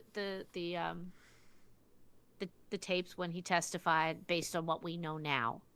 So it'll be an interesting case to see how they're going to get out of this one. What's he going to do to try and get out of it? And as an aside, 86-47, right? This is how arrogant these people are when you write that in shells. And you are the attorney general, or was, of the United States. Or, I'm sorry, the head of the FBI. And you put in seashells 86-47. And you're outraged. Explain what that means. I don't even know what that means. Well, that was last spring. I don't even remember. He got into a big kerfuffle because he wrote in the sand. He claimed, I don't know, he came upon it at the beach. Oh. It said 86-47 in shells. Which means to take out the president, right? I think that's what that meant. Yeah. Trump's 47, 86 means to kill somebody. Ha ha, really funny. Even if he didn't do it, why would you post that? Yeah. You're the ex-director of the FBI, because this is the arrogance of these individuals. They think that they are untouchable. Yeah. All right, let's get into some fun news. Tony Hawk's skateboard, from his first 900 sells for $1.15 million. This was big. Yep. This was big. This is the board he used when he scored the 900 at the X Games in San Francisco. Mom, he didn't score a 900. It was the first 900. The 900 is 3 rotations. Well, 2 full rotations. Okay, all right. So I said it Get it right. 2 full rotations, Mom. He was the first man to ever do it. The Indy 900. Anyhow, in June of '99, and other stuff, they sold other stuff too, like the helmet. Where is it? 64,000. His sneakers for 57,000. Yep. 10 times extra. But I like the idea. He said he hopes it goes to whoever bought it. I think he said he hopes it's somebody who appreciates skateboarding, and I think he's going to use the money to put towards the skate park for underprivileged kids in a certain area. Yeah. Yeah, I mean, what's amazing is I think within the last couple of years, he redid that trick. And let me tell you, I mean, of course, he's Tony Hawk, so it makes sense, but he's got a sick skate park at his house. It's so cool. I was like, let me do it. 2.5. It's 2.5, right? Laffy, you didn't have to attack me like that, right? So 720 is 2 spins. I should know this because I've been playing skate with Sprague. 2 spins would be a 720, and then the other half. Right? Yeah. That's a 900. And then a full is a, 1008? Listen, I don't. No, can't be. 360 plus. It's got to be a 1060. No, 1260. 1260. God. Thank God I didn't become like an accountant or something. Thank God I didn't take math in college. Screw math. I don't even do basics anymore. I was counting the other day, and I shouldn't tell that Counting? story. Really? You were counting? Oh, I had to God. count something, and I was like, "Why am I doing wrong?" I was doing well, So it was. I forget what I was doing, but yeah, just don't. If a viewer ever wanted to embarrass me, if I was like winning in a debate, just hand me like a thing of math, and I'd be like, I'd look like an idiot at this point. It's been so long. Do this integral. I was like, what what are you talking about? I'm not doing integrals. But yeah, I gotta. Tough. We'll keep it simple with you. Yeah. Keep the math 2 plus simple. 2, 4. Huntington's disease treat. God, speaking of which, there's been so many diseases that we've been able to cure just in like this last month, right? We've cured diabetes. Russia claims that we didn't cure diabetes. China just cured it. China just found, again, allegedly, with China, they just found they have the ability to cure type 1 and type 2 diabetes. I gotta see that one. I haven't. Check it. Cutting the kidneys out of people doesn't count. Transferring them, yeah. No, they used. I forget what it was. I think it was stem cell research. Well, this gene therapy is kicking ass. I got to tell you. So, treatment for Huntington's disease, as we know, it's hereditary. So it's very frightening because young people can test and find out in like their 20s that they're going to have Huntington's because their parent had it, which is scary. It kills brain cells with a single gel. So you have a single gene defect, and it slowly kills your brain cells. It causes paralysis, dementia, and eventually death. So it is a death sentence at a young age. So now they're doing gene therapy to slow down the progression by 75% after 3 years, which is amazing. So it's not a cure; it's a slowing process. It slows it down to the point where they're hoping you can live with it, and eventually they can eradicate it. What's fascinating, though, and it's a concern because it'll take a while. It's a single shot during a 12 to 20-hour surgery where they have to put the shot directly into two areas, they say, of the brain. The gene has instructions that they put into this area that takes the bad protein, which is the Huntington protein, or Huntington it's called. It uses a virus to deliver a modified DNA into those neurons to fix that gene defect. So they're very, very encouraged, and the people they interview, obviously young people who, this is like fabulous for them because their alternative was they were just going to die at a young age, and it was going to be a horrible death, paralysis, dementia, all that stuff. So this gives them a whole lot of hope. But yeah, this gene stuff and stem cell stuff is really cutting edge in terms of taking a turn over our abilities to treat so many diseases and syndromes, right? Right. Well, yeah, as I said, we've been stem cells, gene editing, all this stuff. Like, we're getting there. Even CRISPR's been having some amazing new things happen. So I was debating with someone recently, like, if you could, like, say you knew your kid was going to come out with some kind of defect, now would you change it if you could? I would think so. Yeah, I had an article for our thing, I think it was from the company, CRISPR, about that. The things that they're able to do now with embryos. Right. And it's always been a slippery slope. You always have this slippery slope. Oh, of course, I don't want my child to have a disease. Oh, yeah, that always sounds great. And that's what they always highlight. What they don't highlight is I only want girls and no boys. Or I only want sons, no daughters. I have 2 sons, I want 2 daughters now. That's where we start to get into a weird area. And there are those parents who would debate, no, my child's deaf doesn't make him lesser. Right? But it does, right? Because you're handicapping him. Well, you're not intentionally. I'm saying that's right. But if you could, I don't want to say fix. Fix isn't the right word. But if you wanted them to, I feel like at that point you're kind of ruining their life when you could have had. Like, you shouldn't be the one making that decision, but you have to, right? Because you can't ask them. But I just feel like if you know that you can change your son's or daughter's deafness, and you decide not to, you're kind of screwing your kid in the long run. Well, maybe deafness is the wrong one, or sight. They're not necessarily the best things to use. But for instance, Down syndrome. There are many people who reject the fact that there's a there's something wrong with a Down syndrome. But the average person. lifespan is like 35 years, right? Right, So, but that is improving. It's just more the point of. but if we're improving it, like improving it with trying to do ways of improving it, if you could just quote unquote cure it, then what's the point of improving it? Because we've already finished. Like you're improving something and wasting resources when we could just finish it. Right. Right. Personally, I like that alternative to just aborting them. So we will never Right. have, like mandatory. You have to get rid of all Down syndrome children. That way, we never have any. Like the Spartans. I don't think that's the answer. I mean, I think if of the two things, at least you're bringing the human being into the world and they're able to live and function. But there is something to be said, for this is a human being. So what? So a kid who can't do math, should we get rid of you Yes. because you're too stupid to do math? Oh, exactly. Everyone but me. That's a slippery slope. Like, who am I to say? Right, but one is they have limitations. Yeah, but one is when it comes to math. I mean, that's just me being an idiot. whereas, like, you can't control Down syndrome, right? No, but all right. So take autism. That's another one. Okay. So Elon Musk never should have been born because he's autistic. Right, but and then also you could make the argument that he wouldn't be where he is if he wasn't autistic, right? So right, yeah, but that's what I'm saying. Do we have a right to start playing God in that sense? And what we deem as is not appropriate. Okay, maybe hearing's not a good choice. Of course, it'd be great to hear things, hear music, hear things, and learn and whatnot.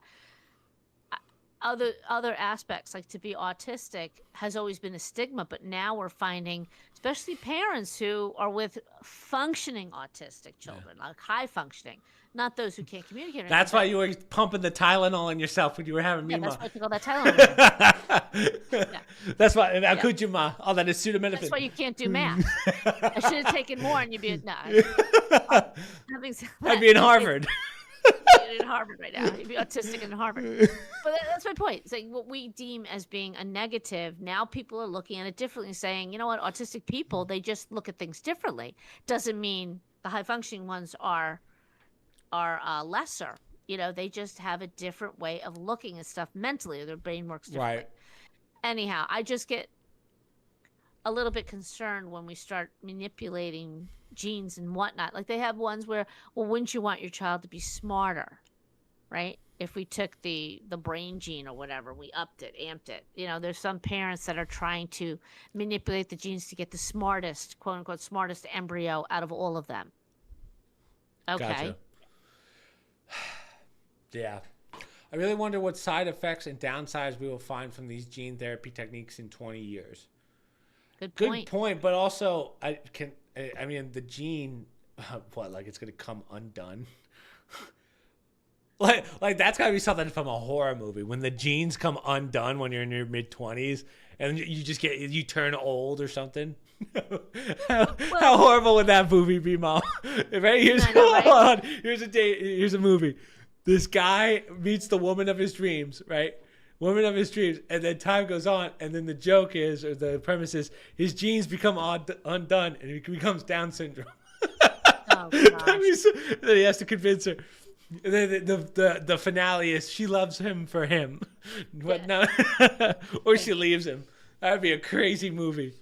Love on a different spectrum. Yeah. Love on a changing spectrum. It's all about the genes. All about the genes, but no, the person has a good point. I mean, it'd be a wild movie. You change genes, what impact will that have on other parts of you, since it's almost like they all work together with their instructions? If you change the instructions for the better in one area, how does that impact the instructions in another area? Right. I don't know enough about genetics to say good about the other, but it's an interesting thought because we're just assuming, oh, great, I fixed the hearing in the ear. That's great, but does that now alter the shape of the ear down the road, or the hairs in the ear, and now they have other issues down the road, right? Well, the other thing we haven't talked about is what about the people that are perfectly fine and now want the advancements? Because once you get to the advancements, like, hey, you can have better vision, you can have better strength, you can have. Yeah. Then we're in a tricky territory, because to your point, Well, so I'm saying with the embryos, we're picking the embryos that have the greatest likelihood of being the most intelligent. I forget what they use for that, but they look at the gene sequencing and they say, oh, they got this from the father and this from the mother, and they're both really highly intelligent people. So because they have this embryo has the most of those, therefore it's going to most likely be the brightest of all the embryos. So what do? Destroy the stupid ones? It's like, where are we going with this? Yeah. Well, no. Yeah. Oh, you didn't have to do that, Enzo. You didn't have to send money. Hello, Pancake and Mama Cakes. Appreciate your time for the podcast. Thank you, buddy. Thank you. Thank you. Yeah, my mom. Thanks, bud. Now my mom takes 75%. Good job. Get out of here. He's lying. My mom holds me at gunpoint. She's like, "Where's my 75% of the podcast?" I'm like, "Mom, it's my channel. Like, what the fuck?" Baloney. Full of it. Thank you, Enzo. You didn't have to do that. Yes, thank you. All right. That's pretty much all we have for articles. So now we just open up the table to anyone that wants to ask any other questions, random things that we've been doing, things you've been wondering. I'm excited for next week because we get to do not only the podcast with you, me, and Grandma, hopefully, if Grandma wants to do it. I haven't told her that yet. Yeah, but and then we also have to do the apartment tour because we've never done an apartment tour. We didn't? No, I've never done an apartment tour for this, and a lot has changed since the one that we did like 5 years ago in the basement. My mom's currently sitting at my former desk. I just want to break in for a second. It's 6-3 Oregon. Not good. Not good. 6-3 Oregon? What the hell was that? Oregon versus Penn State at the White House. Oh, we're losing? Oh, crap. Well, it's not really we, because you and I didn't go to Penn State. Yeah, I don't give a shit. But your brother's going to be really, really crabby, two of them. And this is a big game because Penn State never plays anybody good at the whiteout game. Because, it's like homecoming. You don't want to lose at a homecoming. So, anyhow, your brother had me hyped about this. He's like, this is a big game, Mom. This is even bigger than the playoffs because it's all a whiteout game. Anyhow, for those of you who care about Penn State or Oregon, Oregon's now winning. Okay, go ahead. What were you saying? Nothing. I was just opening it up to anyone that had any questions for us on the podcast. Oh, and the big week ahead with next week's. Do we do you, me, Aunt Sue cooking show too? Oh my God, we could get a lot done in this weekend. Oh gosh. Now, I don't want to step on Souffle's toes. Don't you dare step on Souffle's toes. I don't want to take her on there. Although she's been on the podcast with us, right? She has. That is true. Yeah. That was a long time ago. It was, right? We could do that one too. You, me, Aunt Sue, but someone has to watch Graham. You, me, Aunt Sue, and Graham? Oh, jeez. When everyone just starts yelling at each other? That's more like an intervention. That's not a podcast. That's why I have to start using my psych degree. That's where my psych degree comes in. Yeah. Grandma started going off on some tangent today, and I looked at the young girl next to me. I go, oh, geez, coffee's not going to do it. We better go get a liquor store. I was going down the path of a divorce. And then she went off on some other tangent. Oh, was she? And I looked at, Then she went off on some other tangent. I looked at her and I go, I'm not kidding. Is there some psych person in this place? Because it was years ago. And then bring her in. Go get her. Go find her. How do you feel about the new blue jay species discovered in Texas? Ooh, interesting. I'm not a big bird person. I have to say, like, I'm not a bird watcher. Like, I don't really give a shit about birds. They're all the same to me. But at our house in New Jersey, we get cardinals and blue jays. There is something pretty amazing about, like, when you see a blue jay or a cardinal in person, you're like, whoa, that's different. Same with peacocks and whatever, but you only see those at the zoo. Is this the Texas breeding bird you're talking about? I don't know. Let's take a look. Let's take a look. Blue jay, the Texas breeding bird atlas. Tell me it looks sick. I don't know if that's a good picture, but I feel the bluebirds here in New Jersey are way brighter, blue. yeah. This is like a slate gray. It's pretty. Yeah. As I have a terrible picture of it looking at me. And I'm like, oh yeah, pretty. Unless it's the one with the mohawk. That'd be pretty dope. Well, no, it has a blue jay look to it. That's that same like headpiece, the same peak, but like I said, unless it's the picture, it doesn't look like a vibrant blue. I don't mind it. It's pretty. I like the shade. Yeah. But it's so much easier to spot them here because they're that brighter blue. Has this been off this whole time? Yeah, well, you guys know what I mean. Oh, that might be why. Boom. There we go. I'm not used to that. Hold on. So if I can pull that up. Yeah, look at that. He's got a little mohawk. I don't know if you saw this one. You literally just said it's so pretty, and this is the picture I was looking at, and I was like, I don't know about that. That's not pretty. Ooh, that's an ugly duckling. That's That's the grue jay, a rare hybrid songbird. I don't think hybrid. that's the same thing. Hybrid song. Yeah, that's not the same thing. First known hybrid. Oh, whoa. Hold on. Is that it? Look at the feathers on that thing. Spotted in Texas. Yeah, that kind of looks like the one. That's why I said the picture's not very good that I'm looking at. Yeah, that's very bright blue. That is cool. Okay, I take back what I said. It appears to be a new hybrid between a blue jay and a green jay. I didn't even know a green jay was a thing. Yeah, look I only at knew that. a red jay. Oh, so wait a minute. It's the bird in the middle. So it's a hybrid between the one on the left and the right. Yeah, so it's that muted color. Oh, so that's the green jay on the right. I'm guessing from the picture when you're saying it's a result mating between a male blue jay and the green one. Damn, I've never noticed the feathers on that one on the left. That's crazy. Look at the face on the green one. That's incredible. Look at those colors. Yeah. That mix of blues. All right, we'll get one for the podcast. Yeah. Let's go grab one. Let's take a cage. Do you think AI is going to be a positive force for humanity, or is it going to kill us all? Okay. Well, very doom and gloom and very absolute. I like that. I mean, how often do we talk about this? This is like, I feel like this is every podcast for us. I think eventually it is going to kill us, but I think there's going to be a lot of good things that come from it in the beginning until you have that one AI that everyone, like, eventually what's going to happen is all the countries, you're going to have a world summit where they go one AI that controls all. And that's going to come at some point, probably not in our lifetime. But as we just saw today, I mean, now they're starting to get into government. And now I go, okay, this is not good. I don't think it's going to quote unquote kill us. Like, I don't think we're going to have a Terminator situation, but I think you're going to have a crippling AI that's going to control a lot of things that should not be controlled. Right? Oh, you want small government? Great. Here's a small government, and it's an AI that controls everything. one AI that controls all. So right. I'm more upset. I think the first thing that's going to happen, it's going to kill all jobs. That's number one. I mean, that's not even a question. They're already talking about that. So, we can talk about that. That's a good question. As negative as it is, I harken back to AI like the Terminator, right? Yeah. So Schwarzenegger played the bad guy in the first one where he comes back. He's AI. He's got to kill the guy, right? But yet the spin on it was he winds up coming back in the sequels where he's the good guy. Yeah. And the one who's trying to kill doesn't believe it. So she's trying to get away from him. Meanwhile, he's trying to save her. And I just thought, oh, that's an interesting spin on AI. We all think it's... Right. AI is just AI. It's going to do whatever you tell it. So if it's going to destroy us, it will destroy you. But if you manipulate it and say, no, you got to save us, it could work to save us, It's only as good as what you do. The job one is what scares me the most, because you're going to have those people, especially our generation, who doesn't want to work, say, oh, I can have an AI do my job. Yay. Like, finally. Whereas people don't realize the downsides to that. The fact that no one's working and someone else is technically getting paid for you until that robot goes, hey, I don't want to do this anymore. And then you're screwed. Well, and not only that, it just, again, human nature, and people will debate, well, that's why we don't need humans. Humans have to work. Right. And they need to socialize, or they emotionally wither over time. It's like ants. They're social animals. They have to be in communities. Humans are the same way. You do have people that, I don't want to be around people. But as a species, we need to socialize. We need to mate. That's how we keep going.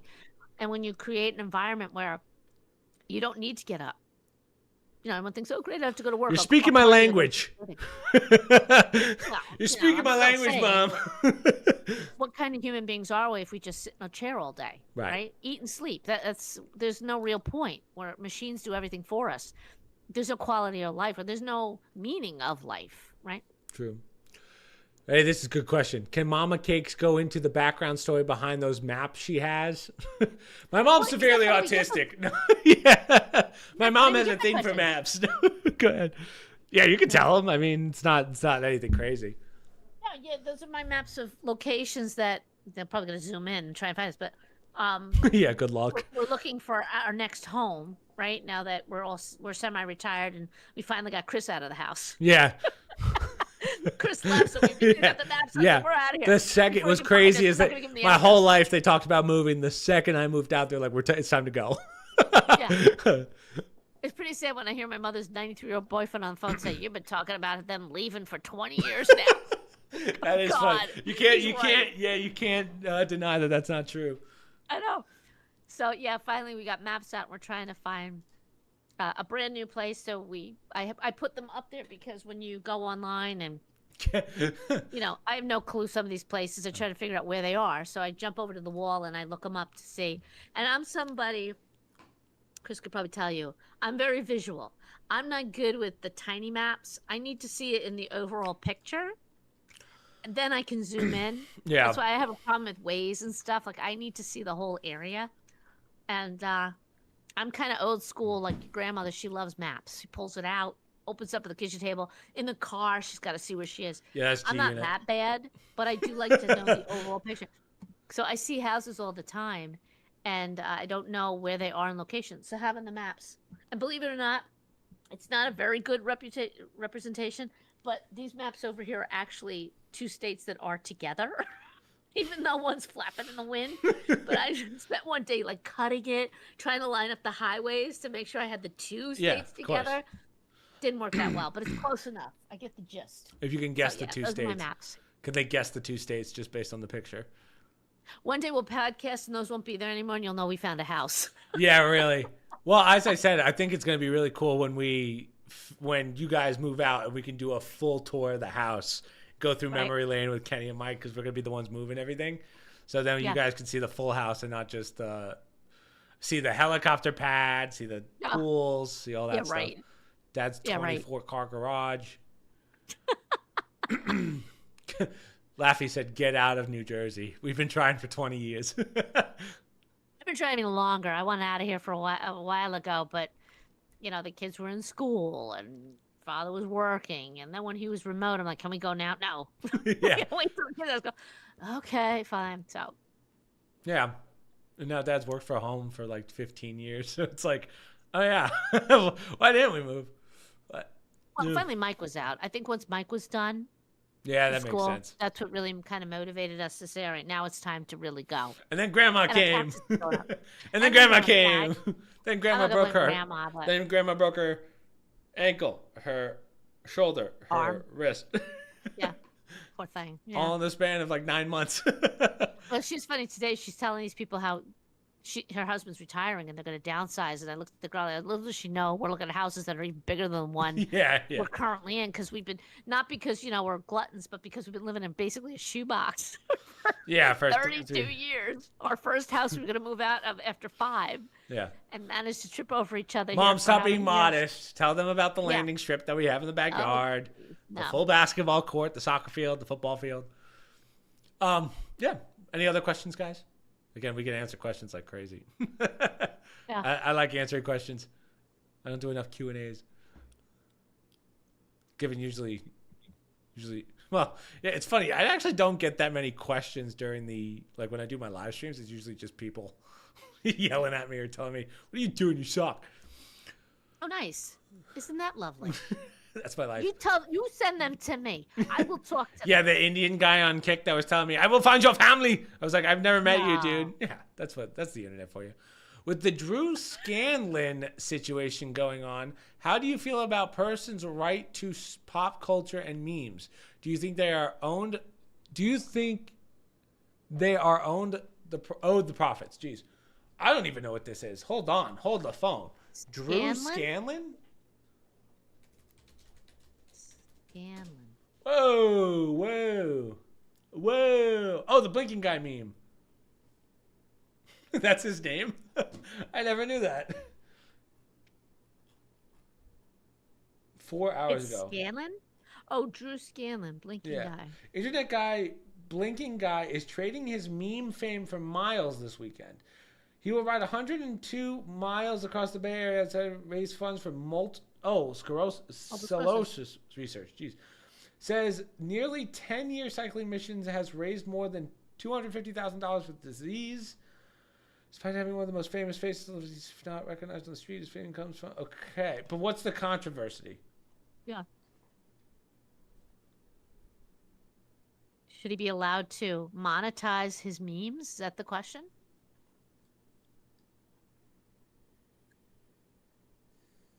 I don't understand the question. Who? Okay, let me try controversy. Controversy. I always put a T in there at the end. Controversy is what I say. So I guess math isn't your only weakness. I hate it here. I need a new podcast host. I worded a bit weirdly, but because of the YouTube type limits. It's tough when your mom is hard on you. Yeah, when my mom's making fun of me.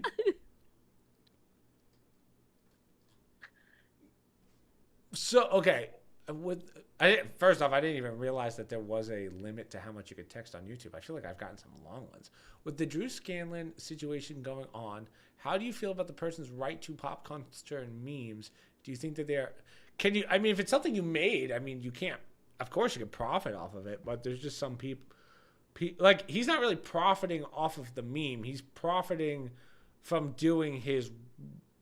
What was it? A walk or a bike ride thing? And he just happens to be the meme guy. So I don't know. And it sounds like unless he's scamming people and saying it's from multiple sclerosis, but he's keeping it, I don't know. But I don't have a problem with him profiting off of him blinking on the. Yeah, not so much a controversy, but should they be allowed to profit off their likeness, or you think trumps the whole freedom of memes or you think this trumps the whole freedom of memes internet? I know a few other pop meme culture have done the whole meme coin based on their likeness as well. Oh, okay. Well, I guess the only difference is, like, let's take the Hawk Tua girl, for instance. Right. She made a coin on the Tua coin or whatever, and that just ended up being a rug pull. The difference is he's raising money for not being a meme, but for doing the actual races. Like, he's actually physically doing something to make money rather than just saying, here's a coin and let's do a pump and dump. I don't see why not. I mean, technically, here's the soft launch for the Kake coin. But but like, right, if I minted a bunch of coins and I sold it to you guys, but you got nothing in return and the coin is worthless, then I'm taking advantage of you. I'm taking advantage of my likeness to make a coin. Like, if you look at these quote unquote shit coins that people do for these cryptos, it's not pretty. You know, it's not every single one is just a rug pull. Yeah, he's doing something good using his likeness. Yeah. But if he was like, hey, I'm trying to make a meme coin, okay, here's the problem. Now we have to make sure the money goes to the charity that he says it is. Because we just saw with the VTubers a couple months ago, they did that donation, and then can't remember her name, but that VTuber, that Vishojo, right? I think it was. Like, she gave all this money, and then it turns out Vishojo wasn't giving the money away.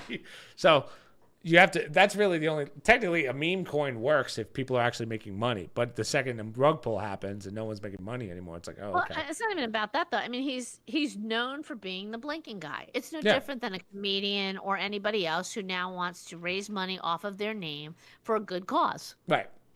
So this is what made him famous. People recognize him, and he's making money. I'm assuming that's the controversy. I don't know if there's something else to the story, but it doesn't even sound like, it's not like he's even making the money off of his meme. He's doing it because people know him and doing the ride, and they're going to and said, hey, you might know me from this, so I'm doing this if you guys want to just, like, hey, help out.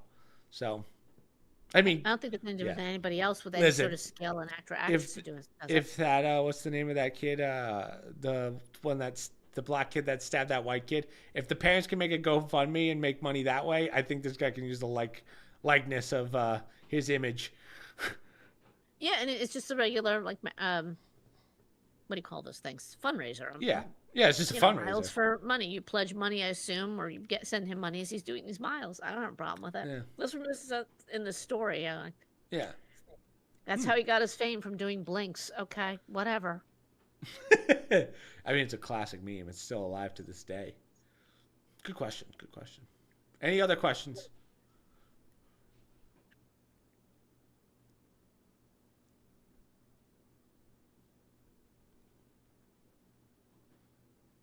When are you leaving on, when are you coming down, Mom?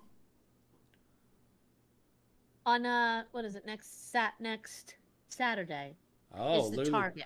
Literally a week from today. Wow. A week from today, yeah. Whoa. Don't want to jinx it, but Yeah. Don't tell Grandma. I have to start cleaning. What? She still doesn't realize? No, she knows it, but she's upset about it. Every day Oh, she says, I don't want to go. I don't I want don't to want go. to go. I don't want to leave here. I don't want to leave. I don't want to go. No, I don't want to go. She does. She's too good here. She's living large here. She doesn't want to see her grandson? She doesn't want to see her favorite grandson? That's what I told you. You got to see Chris and Jordan all the time now. You don't get to see anybody here. No. Well, Michael's here. She always gets me. Well, Michael's here right now. Yeah, Michael went home for an hour and then was like, I'm going to Penn State tonight. Yeah. Left the next day for Penn State. Spent most of the time with his face in the fridge looking for something to eat. God. That's Michael for you. That's our Mikey. Mikey motorcycle. She's not into the car ride. I was trying to rope your uncle into it. We'll see. Oh, wait, for Uncle to come down? Well, yeah, I was trying to rope him into doing the ride with me, but anyhow, that's a story for another time. Good luck. Right, not gonna happen, but I threw it out there. We still have time. You guys can keep asking other questions, video game questions, family questions. I don't really care. Okay, we'll answer anything at this point. Yeah, I don't know. Chris, why were you such a genius growing up? I don't know, guys. My mom can answer that one for you. There's no question. You just made that up. My mom knows me too well. My mom knows me too well. The video game scene has been a little dry. Yeah, go for it. I completely disagree with you on that one, Enzo. This has been the best year of video games we've had for a while. Okay, ready? Here we go. I actually just watched Moist Critical talk about it. Ready? I'm going to put you on here. I'm going to put you on. If you're talking multiplayer games, yes. Single player games, ready? We had Silksong, Expedition 33. We had Chrono the New Dawn. We have the new Ghost of Tsushima, whatever that's called. We had First Berserker Con. It's actually been a very solid year for video games. So straight up just not true. And then we have Arc Raiders, which comes out, I think, 2 weeks now. So that's going to be the big one. That's the big multiplayer one. How's that Silk Road one or Silk whatever? Silk Road. Wow, man. I need a new host. Whatever. I skipped all those. They didn't pique my interest. Expedition 33 is probably one of the best games I've ever played. And I hate turn-based games. Yeah, Silksong was really good. Silksong was really good. Yeah, I wasn't that far off. No, you weren't wrong. You weren't that far off. Jackass. Hey, can I get a new host, somebody, please? God. Oh, Chris, you're breaking my heart. 2 hours on a Saturday night with you. You're breaking my heart. Yeah, and then you're stuck with me for a week next week. Well, longer than that. Peak receiver 2 schedule. Yo, so you're talking multiplayer, but yeah. I actually didn't play any of those. I know Jason's been playing those, but I don't know what Jason's been up to. I haven't talked to him in a while. I'll send him memes. That's about it. You're a crappy friend. Well, he's just busy, I think. I used to. He doesn't talk to me. Okay. I think he just has a different group of friends now. He's getting into hard drugs. No, I don't know. I think those are really new games I bought this year. Oh, gotcha. The $15 games. Ooh, times must be tough. Hey. That was a burn. Yeah. Meme sending is peak, bro. Now that person's called you a jackass. Yeah. I didn't play those. I don't know. We haven't been playing a lot of multiplayer games. I've been doing stuff with Paris and Ariel, but that's about it. Paris, well, I guess I'll tell you off stream, but she was giving me some flashbacks the other day. I was like, oof, I had to do that. I wouldn't mind spending the $60. Yeah. Yeah. You know what makes me even double as shitty is the fact that he gave $10 before. And I was like, oh, sorry, I totally forgot. I'm a terrible person. I apologize. If the game is worth it, yes, I agree. Push the refund button. Yeah, really. I don't deserve your $10. My mom's going to freaking take it anyway, so whatever. If the game actually was... I do not take my son's money. Lying. If the game actually is worth it. Yeah, we haven't had that many games that have been worth it, I will say. Expedition 30. Well, that's the beauty of the Game Pass, though. Half this stuff you can get on the Game Pass. If you're not paying for the Game Pass at this point... Well, yeah, I mean, it doesn't really make sense. It's fake news. Yeah. I don't know. Even Kenny was like, man, I got nothing to play. I was like, oof. Mama Cakes is not taking a cut. Mom, she's talked about it. There's been a couple. We've done a couple contract negotiations. Liar. Liar. Even Dad was like, I should get a cut because I used to do the electric bill. And I was like, Dad, that doesn't count. I mean, I have like a couple games off the Game Pass. Again, it works for me as a YouTuber because I play so many games. If you're someone that's only if you this year's Call of Duty is going to be absolutely abysmal. Like it's going to be the worst selling Call of Duty of all time. The only people that are going to get it are going to be the ones that have Game Pass because it's free on the Game Pass. So, yeah. Bought the games directly off the store. Yeah, that's true. Like, I might rebuy Silksong when we do it. I might buy it on Steam just because modding. What does that mean? Because of modding? You can mod the game to make changes to it. So, you can't do that on the other platform. You can only do it on Steam. It's just a lot easier to do it through Steam. Like, Steam is very good about that stuff. But there's a lot of ways of doing it. I've just never done it through Game Pass. So... And Microsoft is kind of a pain in the ass about that kind of stuff. Play the Fallouts and a couple random titles. Fallout I couldn't really get into. I'm going through Tiny Tina's Wonderland right now. Almost done with it. That's exciting, but yeah. What other questions do we have? I was going to test my mom's knowledge today on like gaming logo or lingo just to see if she could take a guess what they mean. Oh, please. Will you stop? You know I don't know that stuff. We've done it before. You cannot embarrass me. I do not care. You hear about that poor cancer patient that got their entire savings stolen off a Steam game. What? Roblox? That sounds like Roblox. What? Sounds terrible. Hey Enzo, let's bring the mood down, huh? Yeah. Let's really bring the mood down. God, we were having a good time. He goes from talking about video games to the cancer patient that got their entire savings stolen off a Steam game. There's got to be more to that story because Steam has a lot of protections in place so that doesn't happen. So they must have like remember the old Fortnite days where people were like kids were spending their parents' savings on Fortnite skins. Oh, have to change the name from Steam to Steel. Oh, he was raising the cancer treatment money on a crypto wallet. He was live streaming. Wait. Off of Steam. So he was live streaming Flash's crypto wallet and it all got taken. Fool. Oh, there we go. That's what he meant. While playing a game on Steam, I guess. Why would he flash his crypto wallet? Some people just aren't paying attention. Like, you got to really... I mean, he was on his computer. Yeah, he was streaming. Like, right now. Like, I always have to be careful because right now we're monitor capturing. And I have to, like, they can see my monitor. So, that's why I'm always, like I say, we got to prepare beforehand because I got to move stuff.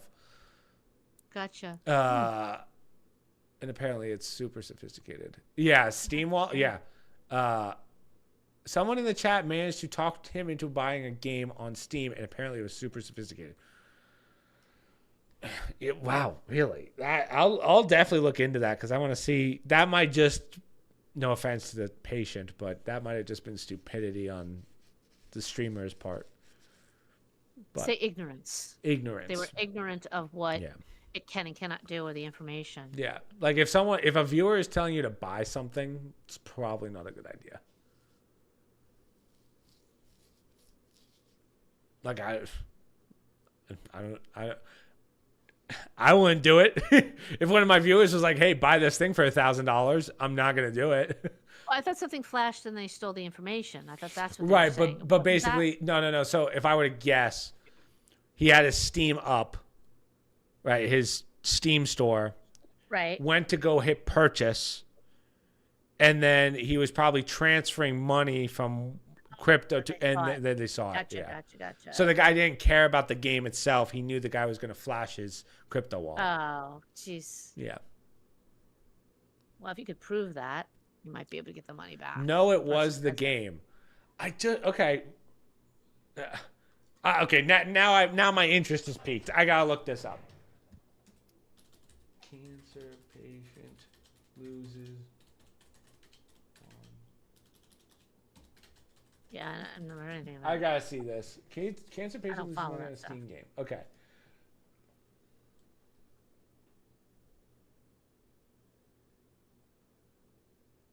Okay, here we go. Here we go. A stage 4 cancer patient. Oof. God, that sucks. Moist Critical did an entire video on it. Oh, I'll have to see that. Love Moist Critical. Crypto streamer lost a You know what I love about Moist Critical? We talk about this all the time. He's the most famous and most successful YouTuber that does like the most bare minimum work. A stage 4 cancer patient and crypto streamer, mistake number one, lost approximately $32,000 to malware disguised as a Steam game called, I'm not even going to say it, in September 25. The incident occurred during a charity live stream when he was raising funds for his cancer treatment.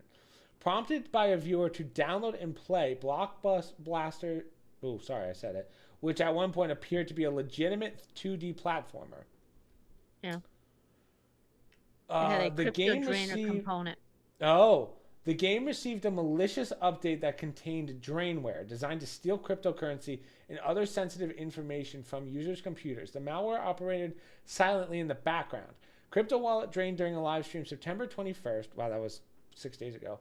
Infected game moments later, the malware detected his crypto wallet, which contained over 32,000 raised from token cancer.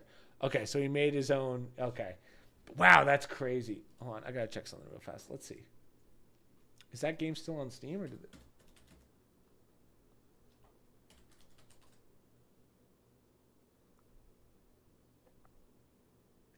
Huh. That's good. I mean, he's doing a GoFundMe.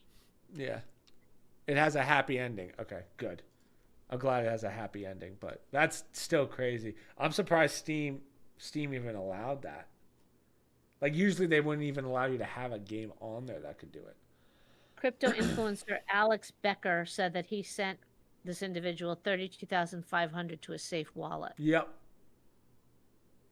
Well, good, but sucks that there's shitty people out there. I can't believe it. Well, I guess you can't go after the no, because it's not trackable, right?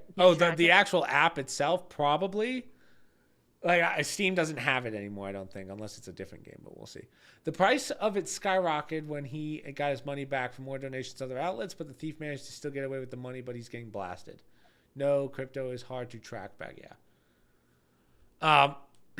Yeah, wow, that's kind of sad. That's depressing.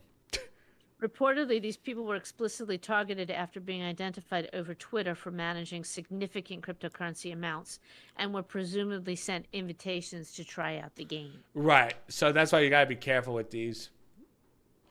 Again, if I'm not downloading it from Steam, I'm not touching it.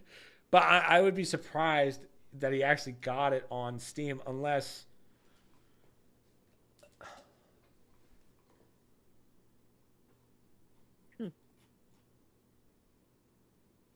Yeah, they must have taken it off. This isn't the same. GDAT researcher Karsten Hahn also documented a Python backdoor and a Steal C payload used alongside the batch stealer. Wow. Sounds like I'm speaking another language here. That's crazy. Yeah. That is crazy. I don't know how to, they're getting so sophisticated. I don't know I wouldn't know what to tell somebody to say, oh, you shouldn't do blank, blank, blank anymore. It sounds like it was just a fluky thing. Yeah, it's just stay away from the crypto. The game itself stole the guy. Yeah, the game itself stole the guy's crypto, right? So it goes to, yeah. Again, I would be curious. I have to look at the video. I would be surprised though if it was actually on Steam. It was probably another game to download, like off a website, because Steam's pretty good about, like, they go through your games with a fine comb on Greenlight, so I'd be surprised, but definitely if that's possible. I'll send you the article. I'm not super. That's not true though. I think what's amazing to me is that this still goes on. Like there's no cyber police type system that tracks this stuff down to figure out what's going on. You know what I mean? Like we get. Well, that's the downside. That's regulations, right? Yeah. If you have no regulation, but this is a criminal activity. Obviously that was for me. This is a criminal activity. Oh, so it is a verified Steam game. I just got your text. Hold on. Yeah. Let me see this. Verified Steam game. 2D platform. Yeah. Wait. No. I want to see if they have it on here because I can't see it now. Don't you pull it up. Well, I don't have your money, your crypto stolen. I don't have any crypto. Yeah. So like I'm looking it up on like literally on Steam and it doesn't exist. So they either took it down. Oh yeah. Published by Genius Interactive and no longer on Steam, the retro style game was free-to-play title promising fast-paced action. Responsive controls very positive. Malicious component in the game was revealed during live funds. That's crazy. Yeah. Yeah. Wow. Well, I tell you, I'm telling Steam what to do, but this group stole like $150 some odd $1,000. They should have some sort of an insurance plan where they can reimburse people when stuff like that happens. Usually they do. Usually they do, but I don't think we've seen it in crypto. Because they do give reimbursements on certain things, but Steam is a fantastic website. The fact that that's not considered a monopoly is crazy. Yeah. I love Steam. Yeah. I don't think it's possible to be a gamer and not use Steam. But all right, any other questions before we wrap it up? Just because we've already done almost an hour and a half, or 2.5 hours. I mean. And I keep hearing Grandma scream, "Where's the game? Where's the game?" I mean, if you want to run up and going through no, it's okay. She's going through the channels, right? Yeah. She acts like she. Damn it, Irene! That's what she's gonna say. Damn it, Irene! Mom, we have a lot of Attack on Titan to catch up on. We have a lot. I'm not there that long. Yeah, but I'm back in. I'm in Jersey. I'm gonna have to I'm gonna keep Grandma's chair where it is. Strap you down. Make sure you can't leave as we. Actually, we gotta go through that. We gotta do Lord of Mysteries. Go ahead. Oh, so we should watch the car for the freaking 10-hour ride home. So many podcasts. Barely into season 3 of AOT. Payday 2 is going to have a subscription model for all their DLC. Oh God. Payday 2 or 3? Payday 2 is like 10 years old. I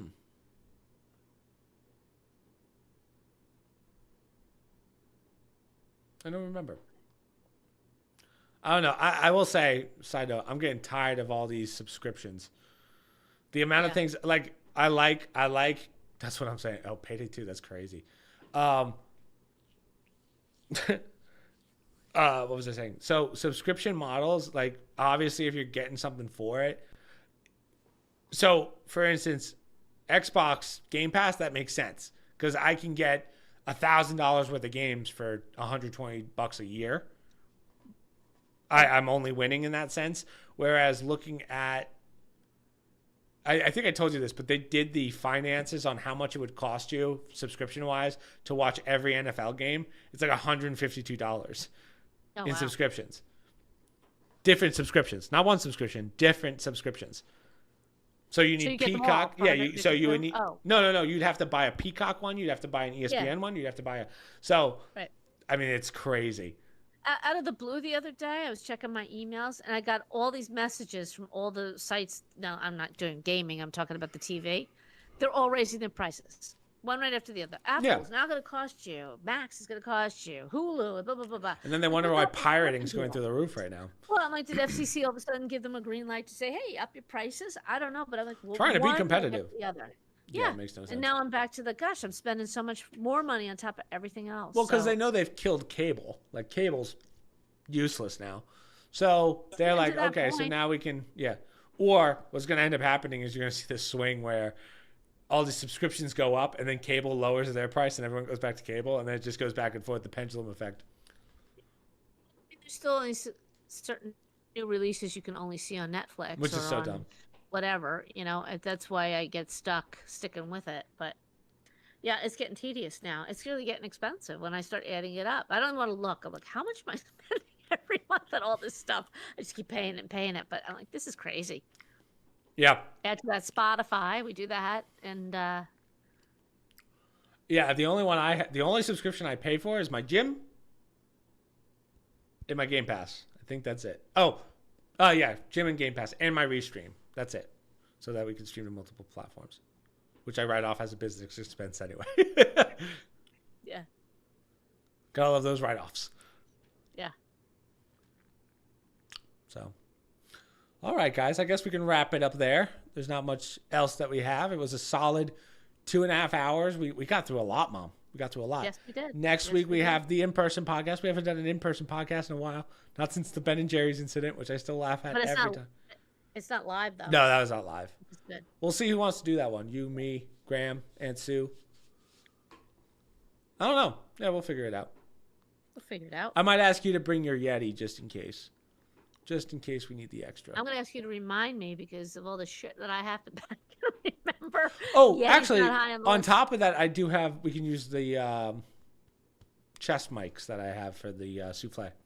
So, sorry, cooking with pancake. We call it souffle, but that's what my community partner manager told me to do. So I was like, okay. That's a cute idea. Yeah. Cooking with pancake. But all right, guys. So the only things I have to promote, obviously the podcast from last week, which is also on Spotify. We posted a cooking video on Wednesday, the meat stew, the hamburger stew. Go check that out. And then yesterday I posted the first part of the walkthrough for the House of Tesla, which I think we're just going to stream the rest of that sometime next week.